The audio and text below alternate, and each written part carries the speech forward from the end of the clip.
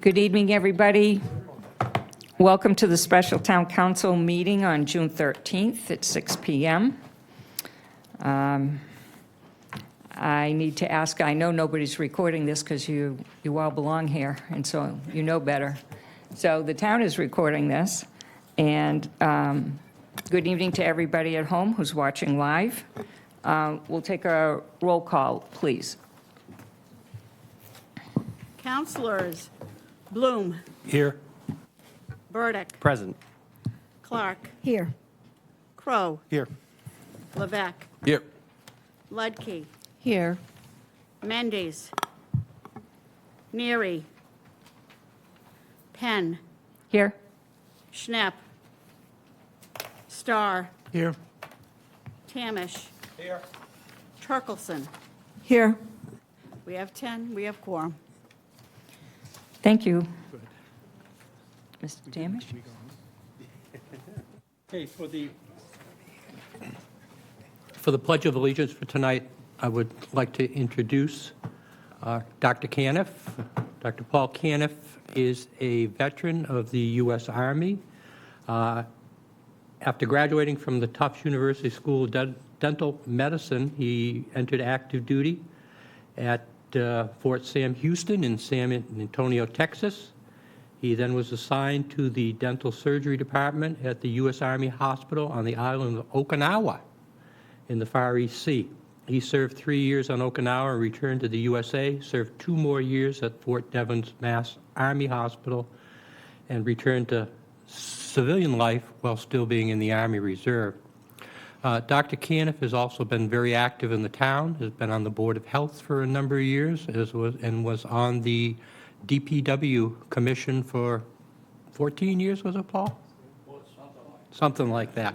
But anyway, we'd like to thank Dr. Caniff both for his service to the town and to his country. And if you would please now stand for the Pledge of Allegiance, he will lead us in it.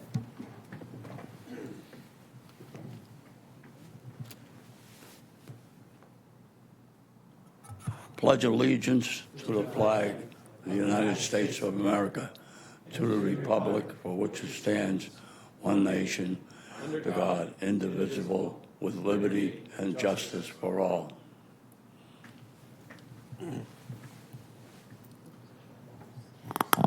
Please remain standing for a moment of silence.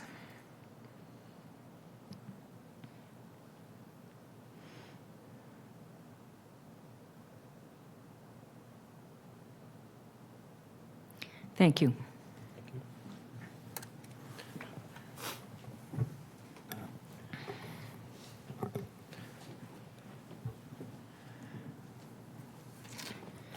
So tonight we are having our 4th workshop in a series. It's on our comprehensive wastewater management plan. And Director Daniel Santos has his A-team with him this evening, and they're going to lead us through the past, present, and the future of our CWMP. Mr. Santos? Good evening, President Penn, Town Councilors. I'm Dan Santos, the Director of Public Works. As President Penn mentioned, this is our 4th in a series of water-related workshops for the purpose of providing detailed information to town councilors and the public, but primarily to you all so that you can make informed policy-making decisions. That's, as the legislative body, that's your role, and it's very important that you have as much information as you can in order to make sound decisions. With the issues that we've been talking about for the last couple of months, these are major issues in the town relative to water supply, water protection, water treatment and disposal. Thus, it's important that you have all the facts to the extent that we can provide them. So the purpose of this, like the other meetings, is to take a deep dive into the issue. And that means that we're going to provide you a lot of information this evening from a number of people that have expertise in the areas that we're going to be talking about. It's very intensive. There's lots of information coming at you, akin to a fire hose of water coming at you. What we will do is make the presentations, and after each presenter, there'll be an opportunity for you to ask questions, make comments, and we will proceed that way. So there's 4 sections of tonight's presentation. So the first presenter is Rob Steen, and he'll be presenting the background and history of the Comprehensive Wastewater Management Plan, planning and implementation.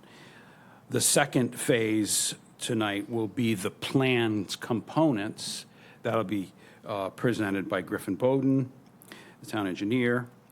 Third will be communications and citizens engagement, and Kelly Colopy will be presenting that.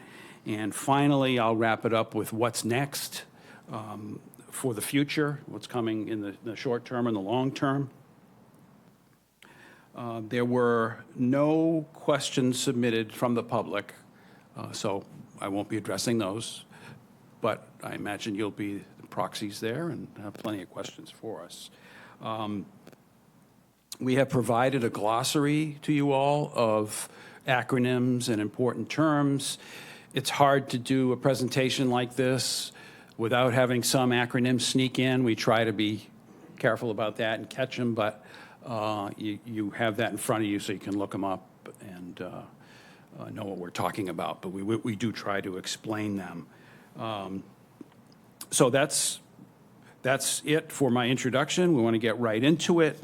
Let me just introduce our first speaker. I think, like we did with the other workshops, we want to make sure that we have qualified people that are talking to you about these things. And it's important to let you know what those qualifications are.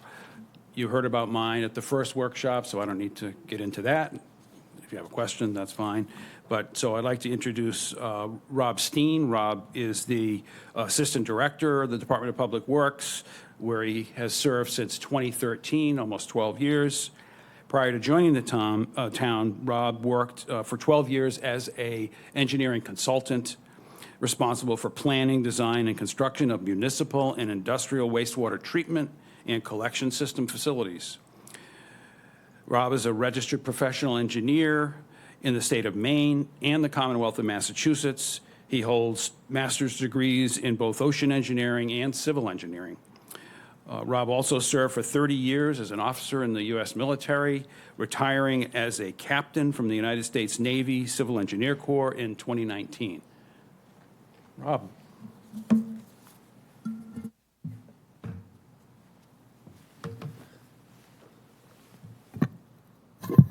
Thank you, Dan.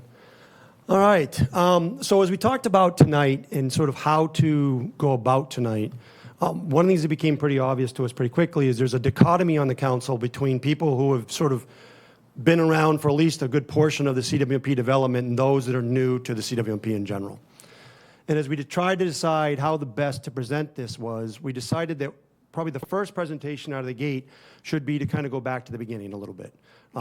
And those of you that were here knew that when we were first starting the CWMP, we had a traveling road show. We went around town with it.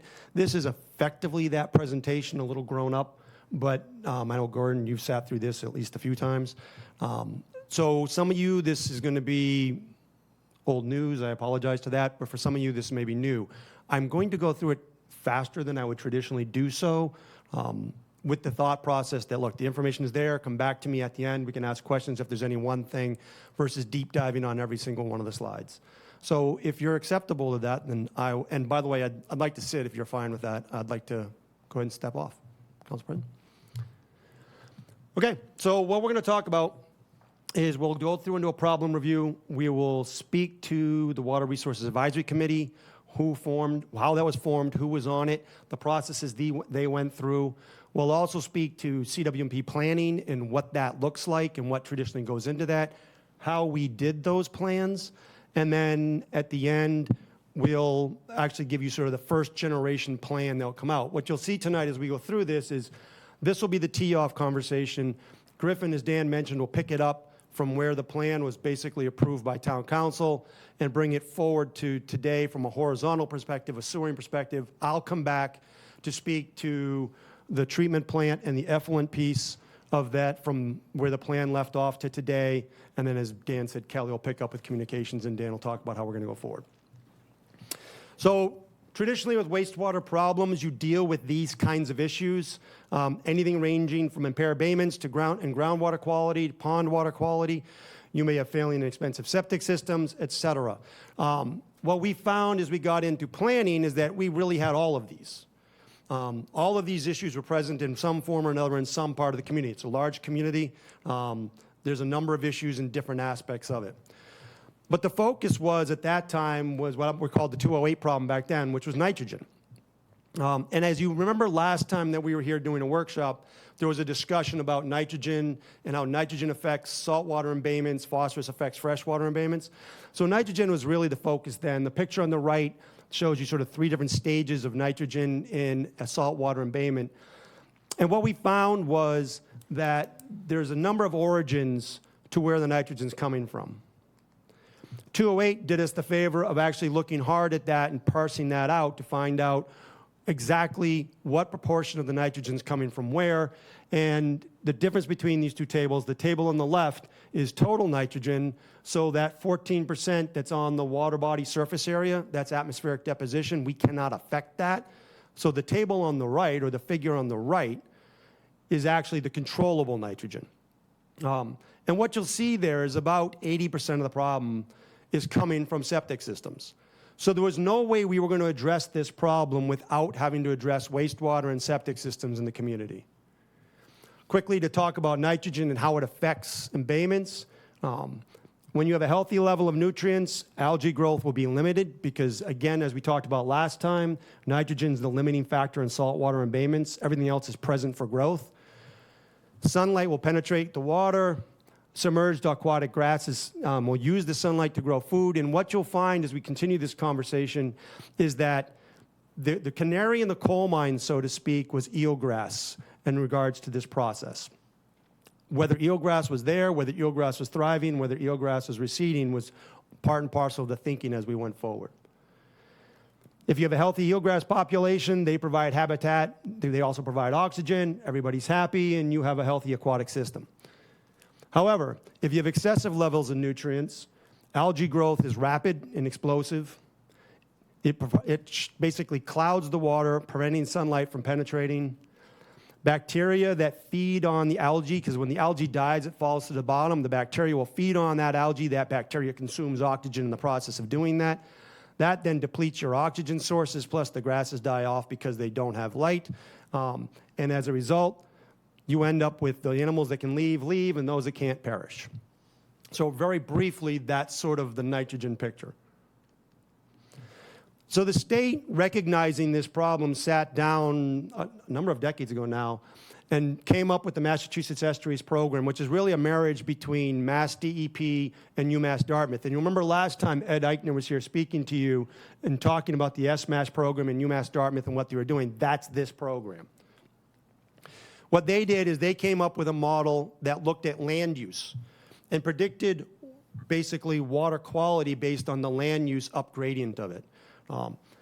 That model was then used by DEP to develop TMDLs, total maximum daily loads. Those are effectively pollutant budgets for, pick the water body. In this case, we're talking estuaries. You can make a TMDL for a pond. You can make a TMDL for other things. But in our case, it was the estuaries. And it basically looked at sentinel stations and said, hey, look, here, if your nitrogen's above this point, you're going to have problems in this estuary. As we talked about, eelgrass is a sentinel species. And to do it, they divided the Cape into something called watersheds. So this is Cape Cod. The yellow lines that you see are not geopolitical boundaries. They're watershed boundaries. And what a watershed is effectively all the water within inside one of those yellow lines goes to the same outlet. So in theory, if you put a drop of rain anywhere, if you look at the Barnstable Harbor one, if you put a drop of rain anywhere in the Barnstable Harbor one, it eventually will end up at the Barnstable Harbor. Does that make sense? In Barnstable, it was our southern embayments that were the problem. So looking from left to right, we share a small piece in the Papaneset Bay with Mashpee. And at that point, after that, we have 3 bays, then Silver River, Lewis Bay, and the northern part is Barnstable Harbor. What you see here are the predicted by MEP average amount of nitrogen that need to be removed from each one of these watersheds to be healthy. A few points to be made about that. First, what they show you is, like, for instance, in 3 bays, it's 60% of the existing nitrogen. What's implied there, though, it's 100% of everything in the future. Because what they're saying is you got to take out 60% of everything to be healthy. Now, if you put anything more in, you'll have to take out 100% of that. Does that make sense? The other thing that they don't really capture here is that the reality of it is the modeling works on a sub-watershed basis. And this was a predictive model that was made at one point in time during the CWMP process to show us how much nitrogen we'd have had to get out of where to achieve these averages in a way that would be healthy for the embayments. And what you'll see, particularly when you get out in the 3 bays area, is there was a number of sub-watersheds where we had to remove 100% of the existing nitrogen. There is only one way that I know of to remove 100% of existing nitrogen, and you'll see that that leads to the thinking as we walked through the rest of the plan. Obviously, there was other areas of concern as we went through this process. Amber was here last time and talked about phosphorus in freshwater ponds. There's also the emerging issues with CECs and that list there. And then finally, we've all heard talk of PFOS and PFOA. Additionally, this slide was made 7 years ago, 8 years ago. Since then, there's also now microplastics on the list and other things. So as we as a species get better at understanding what's in our water, we become more and more aware of what some of those threats may be. More things get added to this list. So what the fundamental question was, and at the time it was, on which properties is a Title V on-site wastewater system an adequate means of providing town sanitation and environmental protection, and on which properties is it not? I took the liberty for tonight to sort of cloud that in and say IA septic systems, because we're now starting to have conversations about IA septic systems, and that's equally part of that conversation as we go forward. So the town, knowing it had to deal with this issue, and the town council at the time formed the Water Resources Advisory Committee. It was made up of these folks. You'll notice that there was 3 town councilors sitting on the committee. Lindsay Council, who I believe you all know, was the chair of the committee. These other members were there. There was also a number of town staff people that were involved in the planning teams, and that list is here. I won't read it to you. But you can see that pretty much anybody at the department head level that in some way, shape, or form dealt with either planning or environment was involved. 4 other organizations were very much involved. We went through the planning process, the Department of Environmental Protection, the Barnstable Clean Water Coalition, UMass Dartmouth, the Association to Preserve Cape Cod. Coincidentally, all 4 of those organizations spoke to you last time. If you think about those speakers and where they came, they represent those 4 organizations. So they have been working with us on this plan basically from the beginning. Gesundheit. One final aspect, which was different than when I had been in other communities and was actually extremely helpful, was there was this other leadership input that happened. As the plan was starting to mature, there was a weekly meeting that happened with these folks, basically town council president, vice president, and a number of department head staffs, to sit down and look and talk about the plan. That was amazingly useful. I give tremendous amounts of credit to Jimmy Crocker during that time. I think one time he sat up here and said, little Jimmy the Wrangler is going to get this to the finish line, and he wasn't kidding. He really drove this thing to get it to the completion, to get it to the finish line, and he deserves great credit for that. During these meetings, things changed. So for instance, as we'll talk about, the plan initially was a 60-year plan. And when I started the Traveling Roadshow, it was 3 20-year plans. And the reason why that was is we figured a bonding period was 20 years, and then you could sequence your bonding periods. What we heard loud and clear from the community pretty much right out of the chute was 60 years is too long. And it was in these meetings that it was decided to cut it in half to 30. The RAC and we, subsequent to the RAC, took a number of actions throughout the time that we were developing the CWMP. They're listed here. I will not read these all to you. I'll leave it just that there was a number of things going on, a number of intermediate deliverables to various different organizations that occurred, and then a number of steps we had to go through to actually get the plan approved. Griffin's going to talk about some of that in his presentation too. All right, so taking a step back real briefly, the process of wastewater planning, this is sort of a wastewater planning 101. I apologize if this is too rudimentary for this conversation. I just didn't know where everybody was at, so I wanted to at least briefly hit it. Generally, a plan looks to address 5 different things. You're trying to deal with the sanitary needs of a community, the convenience and aesthetic needs of the community. You want to protect groundwater and surface waters. You want to protect and you want to enable sustainable economic growth. All of these things need to be addressed by a plan that's comprehensive, and you can see examples of those listed here. So what it does is it identifies water quality requirements by looking at all those different needs that need to be addressed. It starts to look at solutions, and those solutions tend to fall into 3 different buckets: non-traditional solutions, traditional solutions, and management solutions. It then recommends capital improvements and identifies funding mechanisms to do that. And if you've read our CWMP, you'll see that all of those are present within our plan. It's organized in 4 phases. The needs assessment comes first, which is really looking at the community and saying, what are the needs of the community and why are we here making this plan? We then go through and look at the alternatives that could be utilized to address those needs. We then develop the plan, and then the environmental notification piece and the regulatory piece. This is just more of a deep dive on each one of those phases, what should be expected and what we actually accomplished during each one of those phases to create the plan. And this was important. This slide is not new. This slide's been there from the very beginning. The plan was always intended to be adapting and changing. We knew it was never going to be a set-in-stone plan. We knew it's organic, and we knew it's living. That's one of the reasons why we were very supportive of the 5-year update, which we're about to start, in that process. We had a capability that many communities do not have, because town council early on, we had presented the town council sort of 2 macro ways to do things. One is with purely consultants, and one is with us doing the work. It was decided that we would do the work. That provided a lot of flexibility for us to be able to change, move, shuck and jive on the plan versus it being a change order, always having to go back to a consultant and always costing significant dollars. So we did the plan in-house. We utilized consultants as supplement when we needed it, but most of the work was done by us and our staff. And as a result, we were able to adapt more easily to things like 60 to 30, things of that nature. So as we talked about, the first step was to look at the needs process and the needs of the community. We went through and set up, and Amanda Ruggiero, now Lima, who was with the town at the time, set up a model that looked on a lot-by-lot basis all the different needs issues and sort of overlaid them on top of each other so we could see really where the most pressing needs were and what those pressing needs were. It was a really wonderful piece of work. When she left, Griffin picked it up and is now sort of the manager of that tool. And it's a very useful tool, and it was a useful tool during that time. I expect it will probably come, well, it may not, but we'll see if it comes back during this time. We also then looked at water supply issues, surface supply issues, and all the other things that we've previously talked about. And what you're seeing here is not the plan. This is just a hotspot map of the needs as they came up. The red needs, or the red areas, were areas that had just a screaming nitrogen removal need when you looked at all the different things together. Yellow was economic development from sitting down to planning and development. This is areas that they felt that we needed to grow, but we needed infrastructure to do it. Ponds and well protection was is a lighter blue.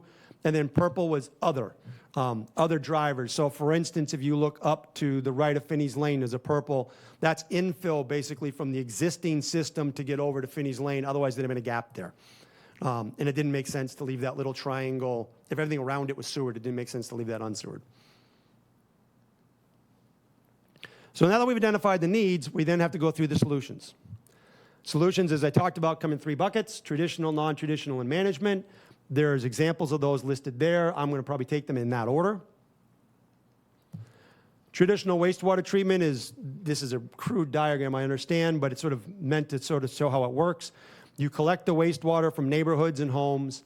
You convey that to a wastewater treatment facility, generally utilizing pump stations and pipe. The wastewater treatment facility will then treat that wastewater, and then you have to dispose of the wastewater. There's a number of ways you can do that, and we'll talk about that. We were into the conversation early on, and it became apparent from some of the talks that we were having that people, what we assumed was common knowledge, which is sort of the gravity sewer pump station concept, was not common knowledge. And so this slide came into the presentation into its development for that very reason. And it's basically meant to convey that what happens is homes that can flow by gravity to a pipe do so. That pipe then flows by gravity to a low point where it can no longer flow by gravity to the plant. There's a pump station there, so the flow comes into what you would consider a big tank or a small tank, depending on how big the pump station is. There's 2 pumps, generally, sometimes 3, inside that tank that then pumps it up to the top of the next hill, and then it can flow by gravity from there, continuing on that series of steps. You're also going to hear conversations as we go forward about something called low-pressure sewer. So if you look on this diagram, on the right, you'll see the gravity sewer system. And you'll notice that the homes to the left of it are below the gravity sewer system. So they can't flow by gravity into the gravity sewer system. So the option that they have is what's called low-pressure sewer, where they have individual little on-site pump stations, effectively, that then go into a much smaller diameter force main that comes up to the gravity sewer and then lets it flow by gravity from there.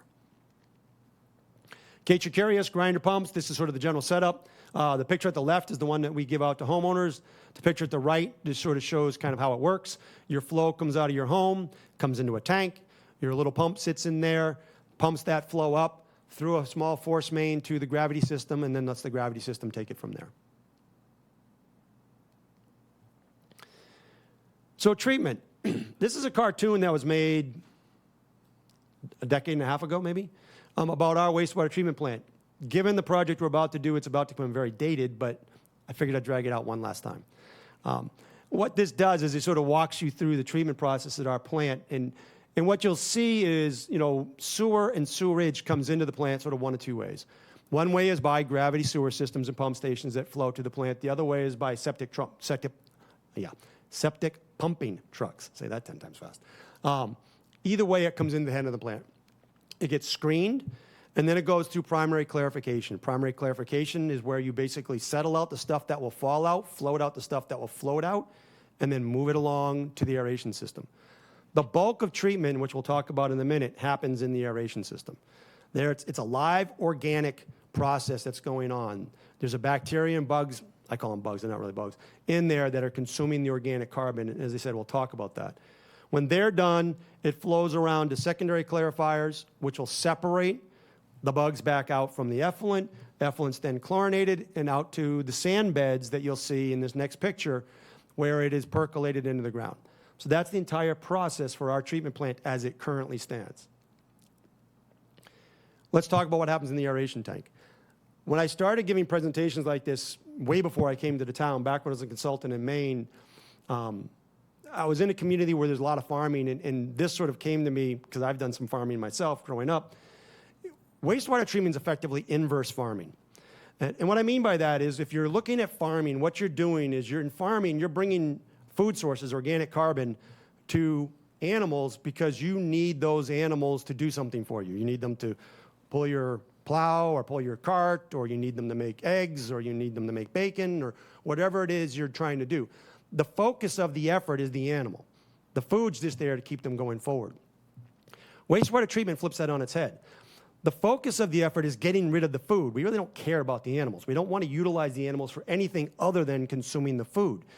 Because if we consume the food in the plant, then it won't be consumed in the natural environment out in a stream, a river, or an embayment, because that organic carbon's gone. If you don't do that in the plant, when you put that much organic carbon into one of those sources, you will have that. That will deplete oxygen, and you'll have a problem. So that's kind of that inverse farming portion of it. Griffin's now heard that for the 780th time. I'm sure he's cringing behind me. Denitrification and the nitrification process, we've talked about this a lot, so I just wanted to quickly throw it up there. The other thing that can happen in the plant, and does happen currently in our plant, is this process right here, where you have organic nitrogen and ammonia nitrogen that come out of basically homes. It's oxygenated to nitrate and nitrite and nitrate. And then the interesting thing is, if you put that nitrate into a low oxygen area with a food source, the bacteria that are naturally there will cleave off that oxygen from the nitrate to utilize in their respiration process, and the nitrogen gas is released to the atmosphere. Every time you hear denitrification, whether it's in a Nitrex septic system, whether it's in the most complicated plant in the world, whether it's in a PRB, this is what's happening. You're taking organic nitrogen and ammonia nitrogen, and you're converting it into nitrite, then to nitrate, and then you're putting it in an anoxic zone, a low oxygen zone. The natural bacteria that are there are then consuming the organic carbon that's present and utilizing the oxygen on that nitrate to do so and cleaving off that nitrogen, and it escapes to the atmosphere as gas. And as I was asked before, isn't that bad for the atmosphere putting nitrogen gas in the atmosphere? The atmosphere is like 78% nitrogen. So this is our plant, not cartoon form. You'll see those big sand beds to the back corner here of this picture. That is how we, at this point, are getting rid of effluent. You'll treat it at the plant. It comes around through the secondary clarifiers, through the chlorine contact tanks, and then goes out to those beds, which Andy rotates, and then gets percolated into the ground. Non-traditional solutions. So as we were going through the CWMP, there was a number of non-traditional solutions. I will tell you that since the CWMP's creation, they've matured significantly since then. Lots of credit to Barnstable Clean Water Coalition and the work that they've done in that process, as I talked about last time. Left to right, top to bottom. So on the left, you'll see a PRB, a permeable reactive barrier. The concept there is if you can put a organic barrier in a low oxygen zone, intercepting the effluent coming out of, say, a home or just a plume or something of that nature, then as that plume encounters the barrier and goes through it, the natural bacteria that will consume the organic carbon that's in the barrier will also then, as we just talked about, cleave off the nitrogens. So that's how that system's worked.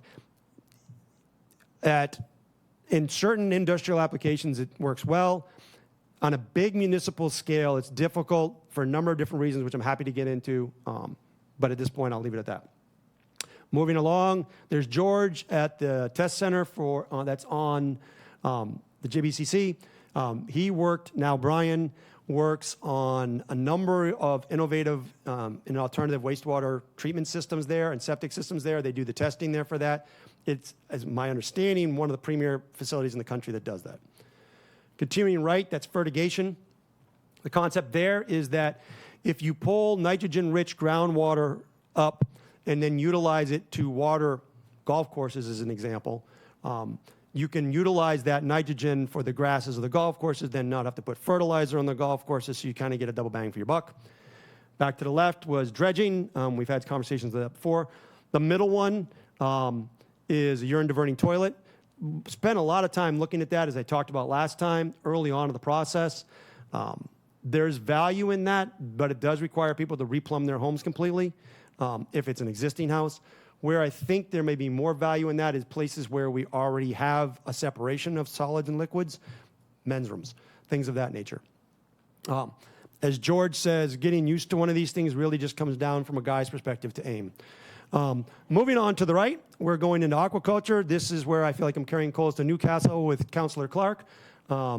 The thought process being that using filter feeders will clean out. There's a number of pictures I'm sure you've seen of Chesapeake Bay, 2 tanks next to each other, one with filter feeders, one without, and the fact that they clean up the water.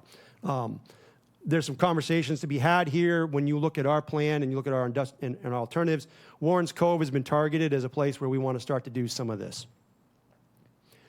There's also management solutions that you can do to wastewater problems, whether that be regulations such as the picture on your left, talking about fertilizer regulations, things of that nature, or all the way over to zoning on the right. We talked about that. If 60% of the existing nitrogen needs to be removed, 100% of the future nitrogen needs to be removed. We need to plan for that 100% of the future nitrogen unless it gets zoned so that it's not allowed to be happening. You understand? So that's how that could be utilized as a tool. By the way, I am not advocating for that as a solution, and we did not advocate for that as a solution. I'm just trying to illustrate how that tool would have been utilized. The plan. Plan development went through these steps. Again, I won't deep dive into all of these. I'm sure most of you have seen this before. As I mentioned, the plan ended up as a 30-year plan with 3 10-year phases. Initially, it was a 60-year plan. We chopped it back to 30 for the reasons I discussed. And this was the initial plan.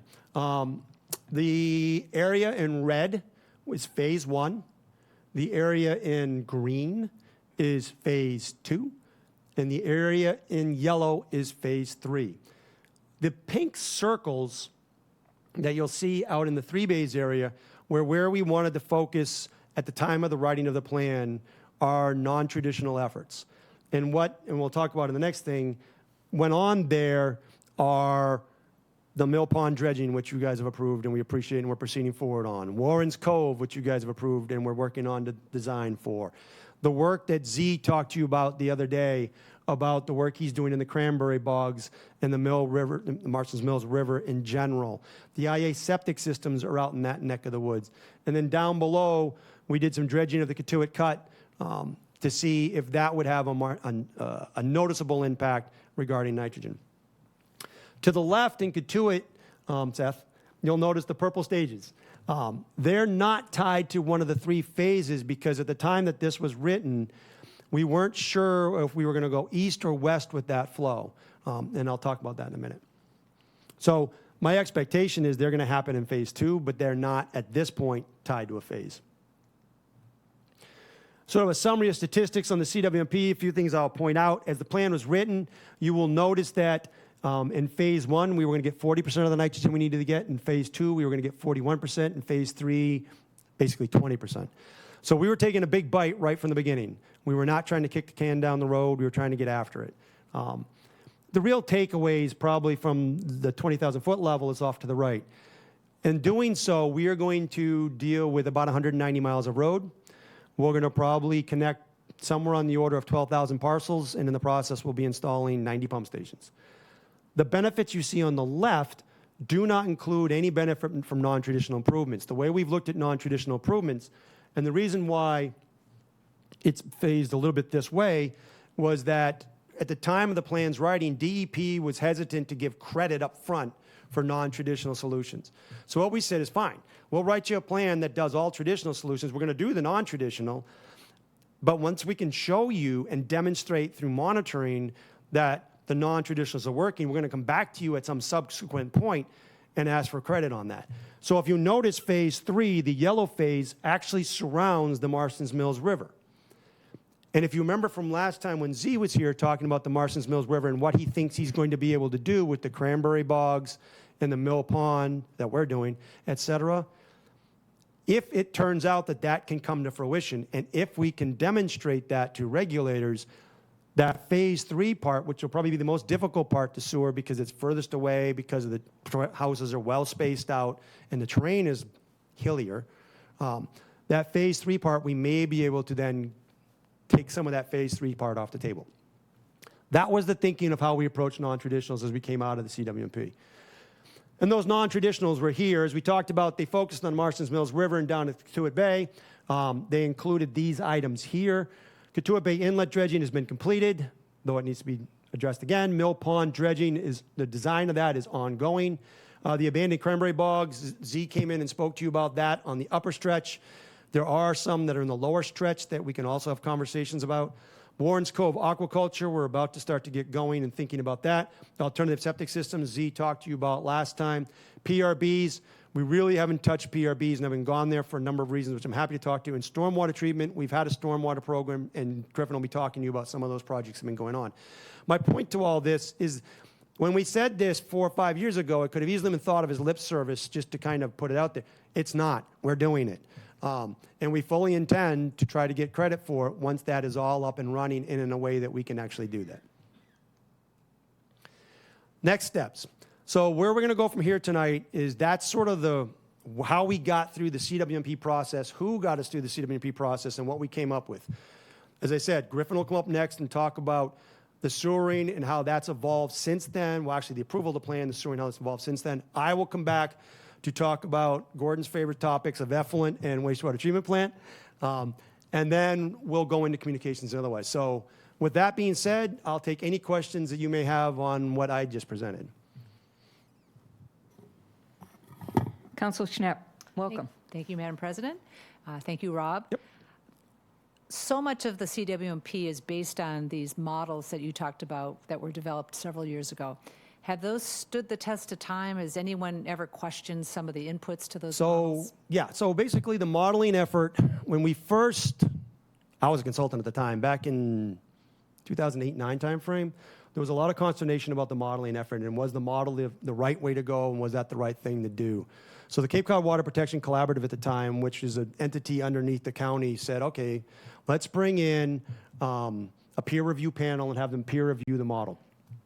And in fact, it happened in this room when they presented it. So in 2010, they did that. And a panel came in, they reviewed the model, they looked at it. There was a number of experts from across the country. And their conclusions were that the model was adequate and appropriate, that no model is perfect, and this one probably isn't either. It's a predictive of the future, and that's what you're trying to do with it. But that given the limitations of modeling, it is appropriate and it was done. Since then, it has become sort of the way that DEP views us and views our progress and views how our plan will be successful or not. So as an example, once the plan was made, one of the first things that had to happen is we had to go back into DEP, and they had to take our plan and model our plan specifically to see how it worked. And you'll hear that there was some tweaking that we had to do. There was some back and forth that we had to do to be able to achieve what we needed to achieve. So long answer to your question, to date, it's stood the test of time to date, to my knowledge. I do know that there's occasionally people that say the model's not the right thing, but I'll just point back to what was happening in 2010 on that. Do you have a follow-up, or are you all set? I might have one later. Okay. Thank you. Council Lutke. Yeah. Rob, can you go back to that needs slide? Because you said we're that's the about plan. to look at the 5-year, look at that. And I wanted to look at the needs. You've got others, one of the needs. The wind farms have come into this. Mm-hmm. How does that factor into the needs? And how do you balance the nitrogen removal with the economic development? I'm just wondering how that balancing act seems to be a difficult one, and how are we going to approach this? What are your recommendations for that? So the plan right now has them woven together. So we are, if you go out to the small yellow triangle to the far right on the Yarmouth side, that economic development area, that's going to get enabled by the work that the state's doing right now in the intersection. And we leverage that work to get some sewer and get some things into the intersection, trying to leverage work of others to really help us along on that. And you'll notice that 90% of the work that's being done is based on a nutrient needs issue. But there is the economic development piece, and we are nibbling away at that.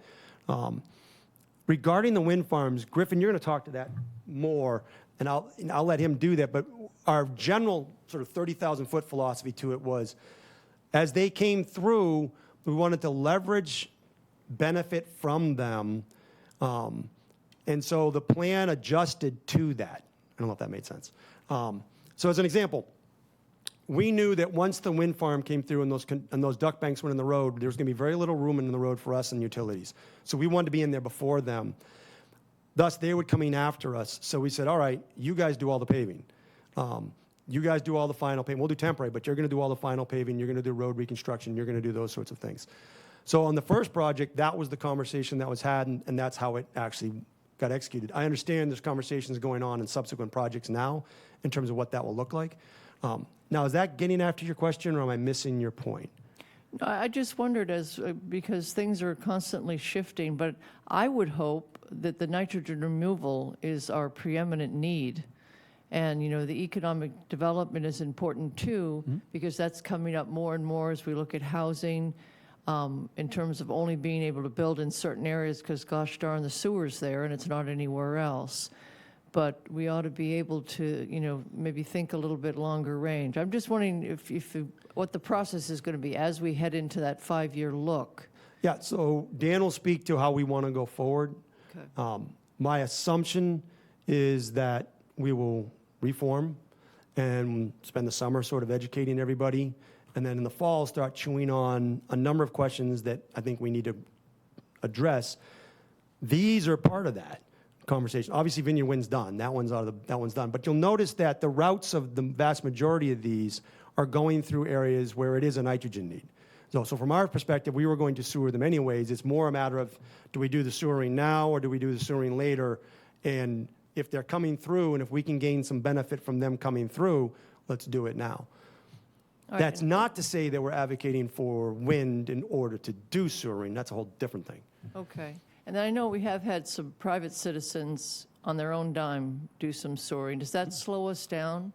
No, it's running into a little bit of a problem right now in the sense that because there's a CWMP that covers the entire town, what we're finding now is the way the state looks at if a private citizen connects into even the existing system with an extension, there's a notice of project change requirement that now comes through the CWMP because the CWMP exists. So it's problematic in that sense, but we're working our way through that. It does Okay. not slow us down. All right. And then the final thing, I really like doing the innovative approach, especially over there in Marston's Mills, and I think that's terrific. And is the state recognizing that as part of the plan, or are we? Yeah, I it's mean- explicitly stated in the plan. I've talked to every DEP person I know about it. They know that. They couldn't upfront say, if you put in a ring garden here, you're going to get X amount of credit for it. Or they weren't comfortable doing that. And they certainly weren't comfortable doing that with bogs. And the IA systems at the time this plan came out weren't nearly as far along as they are now. So they weren't comfortable with any of that at that time. But they all know this is what our thinking is. And that's how we're going to pursue it. Okay, and then just the very last thing, we don't have any PRBs in place. There's nothing. Nothing here. Nobody's There's a doing- small one that was put in at LaQuoit Bay as a test platform. Not ours, but Yeah. just in terms of a test platform and stuff. There's a community further down the Cape that was looking at doing it. I don't think they did. And so, again, the problem with the problem with PRBs is, in concept, it's simple. But actually, getting a trench deep enough to intercept the groundwater and intercepting all the groundwater is more problematic than it sounds. Where they might be useful, where we talked about it in the RAC, was we found some good work Scott Horsley did on the Marston's River, actually, found that a horse farm an average horse produces 20 humans worth of urine a day. A lot of urine running off of horse farms. Could you take a small PRB and ring a horse farm, and PRBs can be compost, and ring a horse farm and have that intercept that nitrogen urine-rich flow and make a positive difference? We just haven't gotten to that conversation maturing yet, but that was a conversation that happened to PRBs. Any other questions? Council Clark. Thank you very much, President Penn, and thank you very much, Rob, for your presentation. 2 questions. Has the rate, given, 2 or 3 decades worth of water testing in our town, has the rate of the nitrogen loading in our embayments been nailed by the predictions, or is it worse than expected or better than expected? So we went through in 2019 and redid our model. So new data went into it at that point in time. My expectations will do the same again periodically as we proceed. I mean, this is a 30-year plan. As we proceed forward at that, we'll probably be redoing that. I think you saw from Amber's slides last time that it's pretty steady at this point. One of the questions we have internally is that if you think about some of the travel times, particularly the upper parts of the watershed, those travel times in some places are upwards of 100 years. And if you think about when the development happened, there's still probably a slug coming that we may not have seen yet. Now, I don't know that for a fact. I'm just conjecture, but that is something we've talked about internally, which is why if we were to do belts and suspenders, i.e. this plan and then IAs and other places, I'm not concerned about overshooting the mark, if you know what I mean by that. Sure, thank you. And a follow-up, please. Given, it's my understanding that DEP is approving our CWMP based on no net gain. So even though we're sewering, that or no net nitrogen load to the system, that will affect the way we encourage development along the sewer? So I don't have the same understanding you do of that. I mean, are you talking about the 5 criteria for zero, or are you talking about what? My understanding is that the state is approving based on there being no net gain from having sewered the area. So what my understanding is that what the state approved was our plan based on the fact that the MEP modeling showed that we'll meet the TMDLs and the abatements. Whether that's a net gain or not net gain, we have to meet that abatement. The way we do that for future growth is, and this goes back to traditional, non-traditional. One of the values of traditional is every home that comes in after that, if there's a sewer system there, I'm already dealing with the issue. You know what I'm saying? So it doesn't limit you going forward. If we're doing decentralized treatment and on-site treatment, that becomes more of a question because there's a residual to every one of those little on-site treatment facilities. And at some point, you've now surpassed what you can actually do to put in. So that gets mixed into that conversation that we're going to have about where, when, how, and how do we utilize the different tools we have. Thank you. Council Crowe? Thanks, Rob. I got a question about the Katuitt Bay cut. You said that's already been dredged at this point? And Yep, go ahead. yeah, and it's I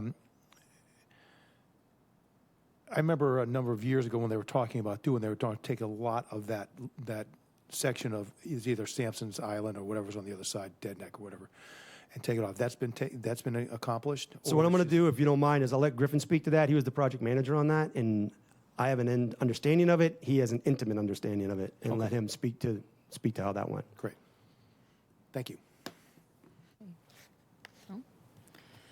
Okay, I had one question. I've had a few counselors approach me about doing this, and I just wanted to know your opinion.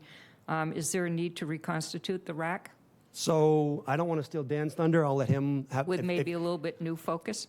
If I could postpone that, You want to talk about it? if we could postpone that question to the end Fine. when we're done with all the presentations Yeah, of we're Dan, good. because Dan's going to have the strategic conversation with you guys about how we go forward. Sounds good. Council Stark? Thank you, Mr. Steen. So when the CWMP was designed, you looked at every single lot and you looked at what the potential for development was. So that's already worked into the program. There is build out thought of within the program, if that's what you're asking. Okay, so we're planning to head that way. Yeah. Thank you. Councilor Turkelson? Can you go back to the picture with the needs that we were just on? And the area around Waquacket Lake, it says ponds, wells, protection. And it's not identified as nitrogen removal. So we're sewering around Waquacket Lake for the quality of the water of the lake, not so much for nitrogen removal. So, well, depends on which side you're on of the lake. So on the right side or the east side, you'll see that that's pretty much a nitrogen thing. The flow from the sort of northwest comes down into the lake. And so that's much more a phosphorus lake protection part. And that's when we're balancing the plan out between purely nitrogen 208 issue and a broader water resources conversation in the community. It became apparent at one point in time, I think the left side of that, the west side of the lake was really in phase 2. And we met with a bunch of folks on Lake Waquacket who came in and said, wait, time out. Here's the issues we're having. Let's have a conversation about that. Back to your question, Counselor. When it looked like Park City was going to come up through Shoefly Hill Road, that enabled us then to go back and say, well, maybe we'll pull that forward. Not purely a nitrogen play, also a phosphorus lake water protection play, but it seemed to make sense given the synergies that are happening. And that's what's going to happen. That's that northern project that Griffin will speak to. Everybody set here? No questions? Great, Thanks for your time. thank you.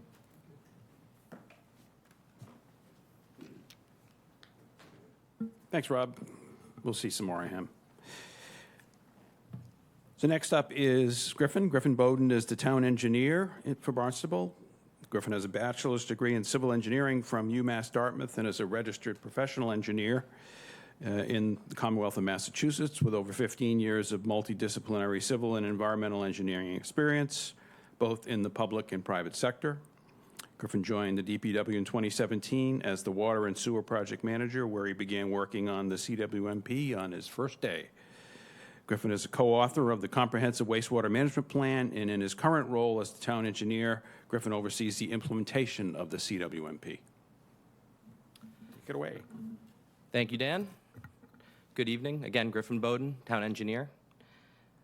Tonight, I'm going to speak about, take where Rob left off at the development of the plan. Going to talk about the approval, which will be a little boring because it's discussing permitting and all that nuance there. But then we'll get into the implementation, how we're implementing the plan, some updates on current projects, And actually, I feel good about where we're heading with this presentation, because a lot of the questions that just came up, I plan to address. So, all right, again, quick overview. I'm going to talk about the plan summary, the approval of the plan and how it was permitted, and the ongoing permitting of the plan. I'll review what was permitted and what the approved plan is, and the minor tweaks that occurred during the permitting process from what Rob just went over. Review the adaptive management updates that have occurred over the past 3 years.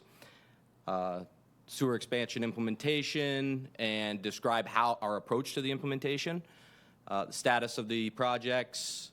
We'll discuss briefly the non-traditional projects and provide updates on the projects that Rob just referred to. And then I'll also talk about our monitoring program and how we intend to monitor the implementation of the CWMP to ultimately prove the efficacy of it. So I'm not going to go through Rob's and previous presentation, but just a quick highlight of the plan summary, right? It was prepared by town staff, as Rob had described. It identifies the wastewater needs and evaluates alternatives. It's designed to address the multiple needs of the community from a wastewater perspective, nitrogen needs being the biggest one at the time of the development, but also pond and lake protection, water supply protection, targeted economic development, and other sanitary needs such as flood zones, aesthetic needs such as raised septic systems, stuff like that. We took a watershed by watershed approach to our plan. So yes, it's a comprehensive plan that looks at the whole town, but we further dissected it down by each watershed to ensure that the work that we're doing in each watershed will ultimately meet the TMDLs, the total maximum daily loads. And as Rob alluded to, we worked closely with MEP and SMAS to run a model confirmation once we developed our plan to confirm that the predictive model shows that the plan we developed will achieve the total maximum daily loads upon implementation. It's a 30-year plan with 3 10-year phases.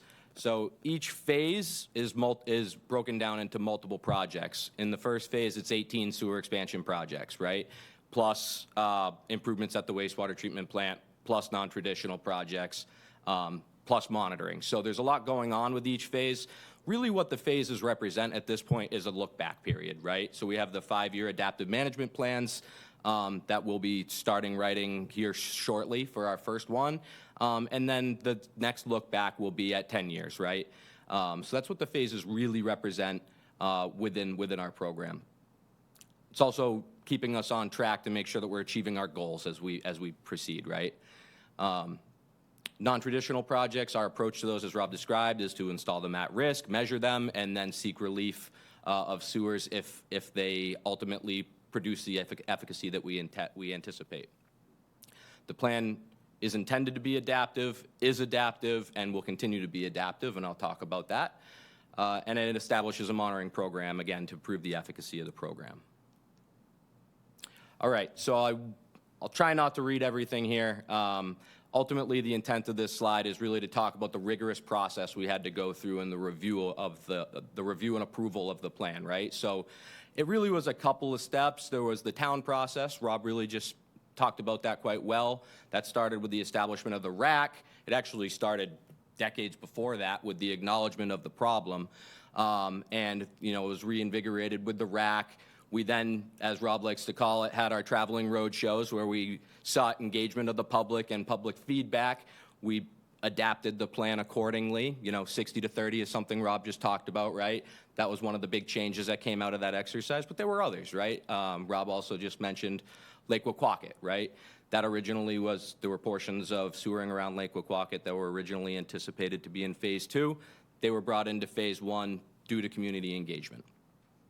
And then we had multiple briefings such as this to the council to make sure that we continued to update the council at the time as to what we were doing, what the plan was, and ensure that we were heading in the right direction, right? Then we got into the MEPA process. So the Massachusetts Environmental Policy Act is an organization and a legislative act that requires certain projects that exceed certain environmental thresholds to file, right? So we had to file and get permitted through the MEPA process. The process that we took, we started with the submission of an expanded environmental notification form, effectively a Very big report, and the intent of the report is to identify the environmental impacts as well as the environmental improvements that the plan will achieve. We received a certificate on that, which basically said, yep, you're heading in the right direction, but it provides comments from a number of regulatory agencies, Mass DEP, Fish and Wildlife, really any regulatory agency in the state that you can think of generally comments on these types of plans. So we had to take a step back and make sure that we adapted to and addressed all the comments that we received. They were not significant, I will note. We had some minor tweaks we had to make, right? But it was a good sign that we were heading in the right direction. And then we filed what's called the Single Environmental Impact Report, which is effectively the CWMP report that you see today, if you go on our website and download the thousands of pages of documents that make up that report. That report was reviewed and approved at the end of 2020 by the state. And then we also received what's called special review procedures, and I'll talk about that on the next slide and why there are special review procedures associated with our plan. This process also dictated the fact that we need to provide the 5-year adaptive management plan so that we continue to have look-back periods and review periods and making sure that we're adapting. The other permitting hurdle that we had to go through at that time was the Cape Cod Commission 208 consistency determination. This was the commission reviewing our plan and authorizing the fact that our plan is consistent with the 208 plan. That was done in April of 2021. And then in July of 2023, the new watershed permit regulations became effective that Mass DEP promulgated. We submitted our application in September of 23, and we're still awaiting approval at this point, as you heard last time from DEP that is being reviewed. All right, so quick discussion on our special review procedures. So effectively, this type of, and the MEPA process is intended to identify all the environmental impacts. Well, it was impossible to know all the environmental impacts of a 30-year plan, especially when the whole plan isn't designed today, right? It has to be designed over time and implemented over time. That's the reason it's a 30-year plan. So MEPA acknowledged that, and in some pre-application meetings, it was determined that it would be appropriate to establish special review procedures for the program, which basically are guidelines for how we regulatorily proceed with the specific types of projects in the plan. The special review procedures characterize the projects into 6 categories. The biggest one being the sewer expansion program. Effectively, our special review procedures, and I won't read all the text that's up there, but there's some quotes from the procedures. Effectively, what it says is, our plan is approved as long as we sewer areas within the needs area. So areas that we identified in the plan, we're able to implement the sewer expansion without having to go back to MEPA. Now, we need to go and get any other regulatory permits that we need. So if we're within an area that would be subject to conservation approval, we would need to seek the approval of the Conservation Commission. We don't need to go back to MEPA unless we materially change the environmental impacts that we disclosed in the report. That's only come up once to date with our projects, which was the Mothers Park project, the Mothers Park proposed pump station at Mothers Park Road. And the impact there that wasn't previously identified was the use of protected open space, right? So we had to go back, we had to submit what's called a notice of project change to disclose that, quote, environmental impact, and go through that process, and we successfully did so for that project, and we'll discuss that a little later. And I'll quickly go through the other projects, but there's water pollution control projects, so improvements to our water pollution control facility. There's 2 categories there. There's traditional rehabilitation projects, which basically don't change the discharge capacity of the plant. It's normal rehabilitation. They're effectively done without additional permitting from MEPA. We would need any other permits we need, Mass DEP, et cetera, but we don't need to go back to MEPA to do those projects. We don't need to change our plan to do those projects. Water pollution control expansion projects, such as our nitrogen improvements project, these are projects that we anticipate will result in changes to the groundwater discharge permit and changes to the permit for the facility. We will need to file a notice of project change for that. So we will go through an additional review through the MEPA process for those types of projects. Similarly, expansion of our effluent disposal capacity, anything over 100,000 gallons per day of additional discharge capacity, we will have to be reviewed as through the MEPA process. Non-traditional solutions was an interesting conversation at the time because they're all very different, right? They all have their own unique permitting pathways. And so effectively what our special review procedures say is that if we exceed a MIPA threshold, we need to go back to MIPA. It's fairly straightforward. And then there was a sixth type of project that was discussed in the plan, which was potential intermunicipal partnerships. And so we have to consult with MIPA if we proceed with a project like that, which we're not anticipating at this time, but if that does develop during the program, we would seek approval from MIPA on that. Ultimately, as I previously stated, this doesn't waive our obligation to get any other permits that we require from any other regulatory agencies. This is strictly MIPA, but MIPA is effectively the overarching permit that we have for our program right now. All right, so this is the approved plan, as you will find in the Comprehensive Wastewater Management Plan report, which is dated November 2020. That's what we submitted as part of the final MIPA process. And on the next slide, I'll show areas that ultimately were tweaked during that MIPA process, ultimately as a result of the MEP model runs. Similar to the slides Rob showed a couple minutes ago, the areas in red are phase 1, the areas in green are phase 2, and the areas in yellow are phase 3. On the left side, we have the stages in Katuitt, and then there's some gray areas which represent the current sewer system. So on this slide, we have some areas that are circled, right? There's 3 main areas. They're all in the 3-Bays watershed. Ultimately, the reasons those areas are circled, if you look back at the slides Rob had earlier, these areas were not identified for sewer expansion in the recommended plan. As we went through the model runs, it was identified that we weren't achieving the TMDL with traditional solutions unless we sewered more. So these areas then came into the plan as part of that process, so that we could regulatorily prove that we were going to meet the TMDLs. All right, so I want to take a step back and look at phase 1, and what are our goals of phase 1? I actually went into the CWMP and copy and pasted most of this directly from there, right? So in the CWMP, it's chapter 5, if you're flipping through your very thick guidebook. These are stated as our goals for phase 1. So we have, on the sewer perspective and the treatment perspective, non-traditional and other goals that we kind of broke it into here. The goals in the sewer perspective were to construct the sewers on Route 28 because those sewers will be the backbone of our whole program. Ultimately, what will happen is, and as Rob described the gravity sewers, right, they all flow to a certain low area and then they get pumped multiple times. Well, the main thoroughfare for the whole collection system is going to be down Route 28. Because it's in the middle of the community, in the middle of the portions of the community that we need to sewer, and it's a road that we can put pipes under, right? So that was how the program was designed, and so ultimately, without the sewers in Route 28, we can't execute the westerly expansion of the program.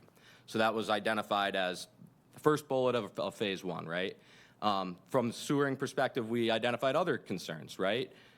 Sewer expansion around impaired ponds. There was just discussion about Lake Wequaquet, right? So that was identified as one of the priorities of phase 1 was to ensure that we were addressing impaired ponds as well as addressing nitrogen. There are identified economic development areas such as Route 28, Route 132, and the old Yarmouth Road triangle over off of Yarmouth Road and in between the Yarmouth Road and the town line, which were identified as economic areas by the planning department. Sewer expansion and flood areas, so Craigville Beach and Long Beach area, that was the area specifically that was identified under this category for phase 1. And then sewer expansion adjacent to Prince Cove and Warrens Cove, which are the most impaired water bodies in the 3 bays. So we wanted to make sure we were addressing those areas within phase 1. So we prioritize getting out there and making sure that we're actually addressing those areas in phase 1. On the treatment side, upgrades to the Barnstable Water Pollution Control Facility that are identified in the CWMP, the nitrogen project being the largest one. We've also recently completed the solids processing upgrades, so the upgrades to the solids facility where all the septage comes in and where all the solids that are generated in the facility are handled, as well as making sure that we continue progress towards effluent disposal solutions. Griffin, could you define the headworks? Yes, yes. So as Rob was talking about the facility, the headworks is the first step in the process of the facility. So it's where all the stuff comes into. It's where all the sewage comes into the facility, and it's where it's screened, and it's the first step in the process before it starts moving through the various processes. That will be addressed as part of the nitrogen facility project. They've been wrapped together at this point out of necessity. Non-traditional projects, listed a couple there, but those are projects that were identified to be implemented in phase 1 and then monitored as part of phase 2, well, the tail end of phase 1 into phase 2. And then other goals continue to pursue regional solutions as they're appropriate, as well as continue our monitoring program. So this is what our phase 1 plan looked like at the time of the CWMP. I won't go through it in tremendous detail at this point, because I will go through it in further detail on a later slide.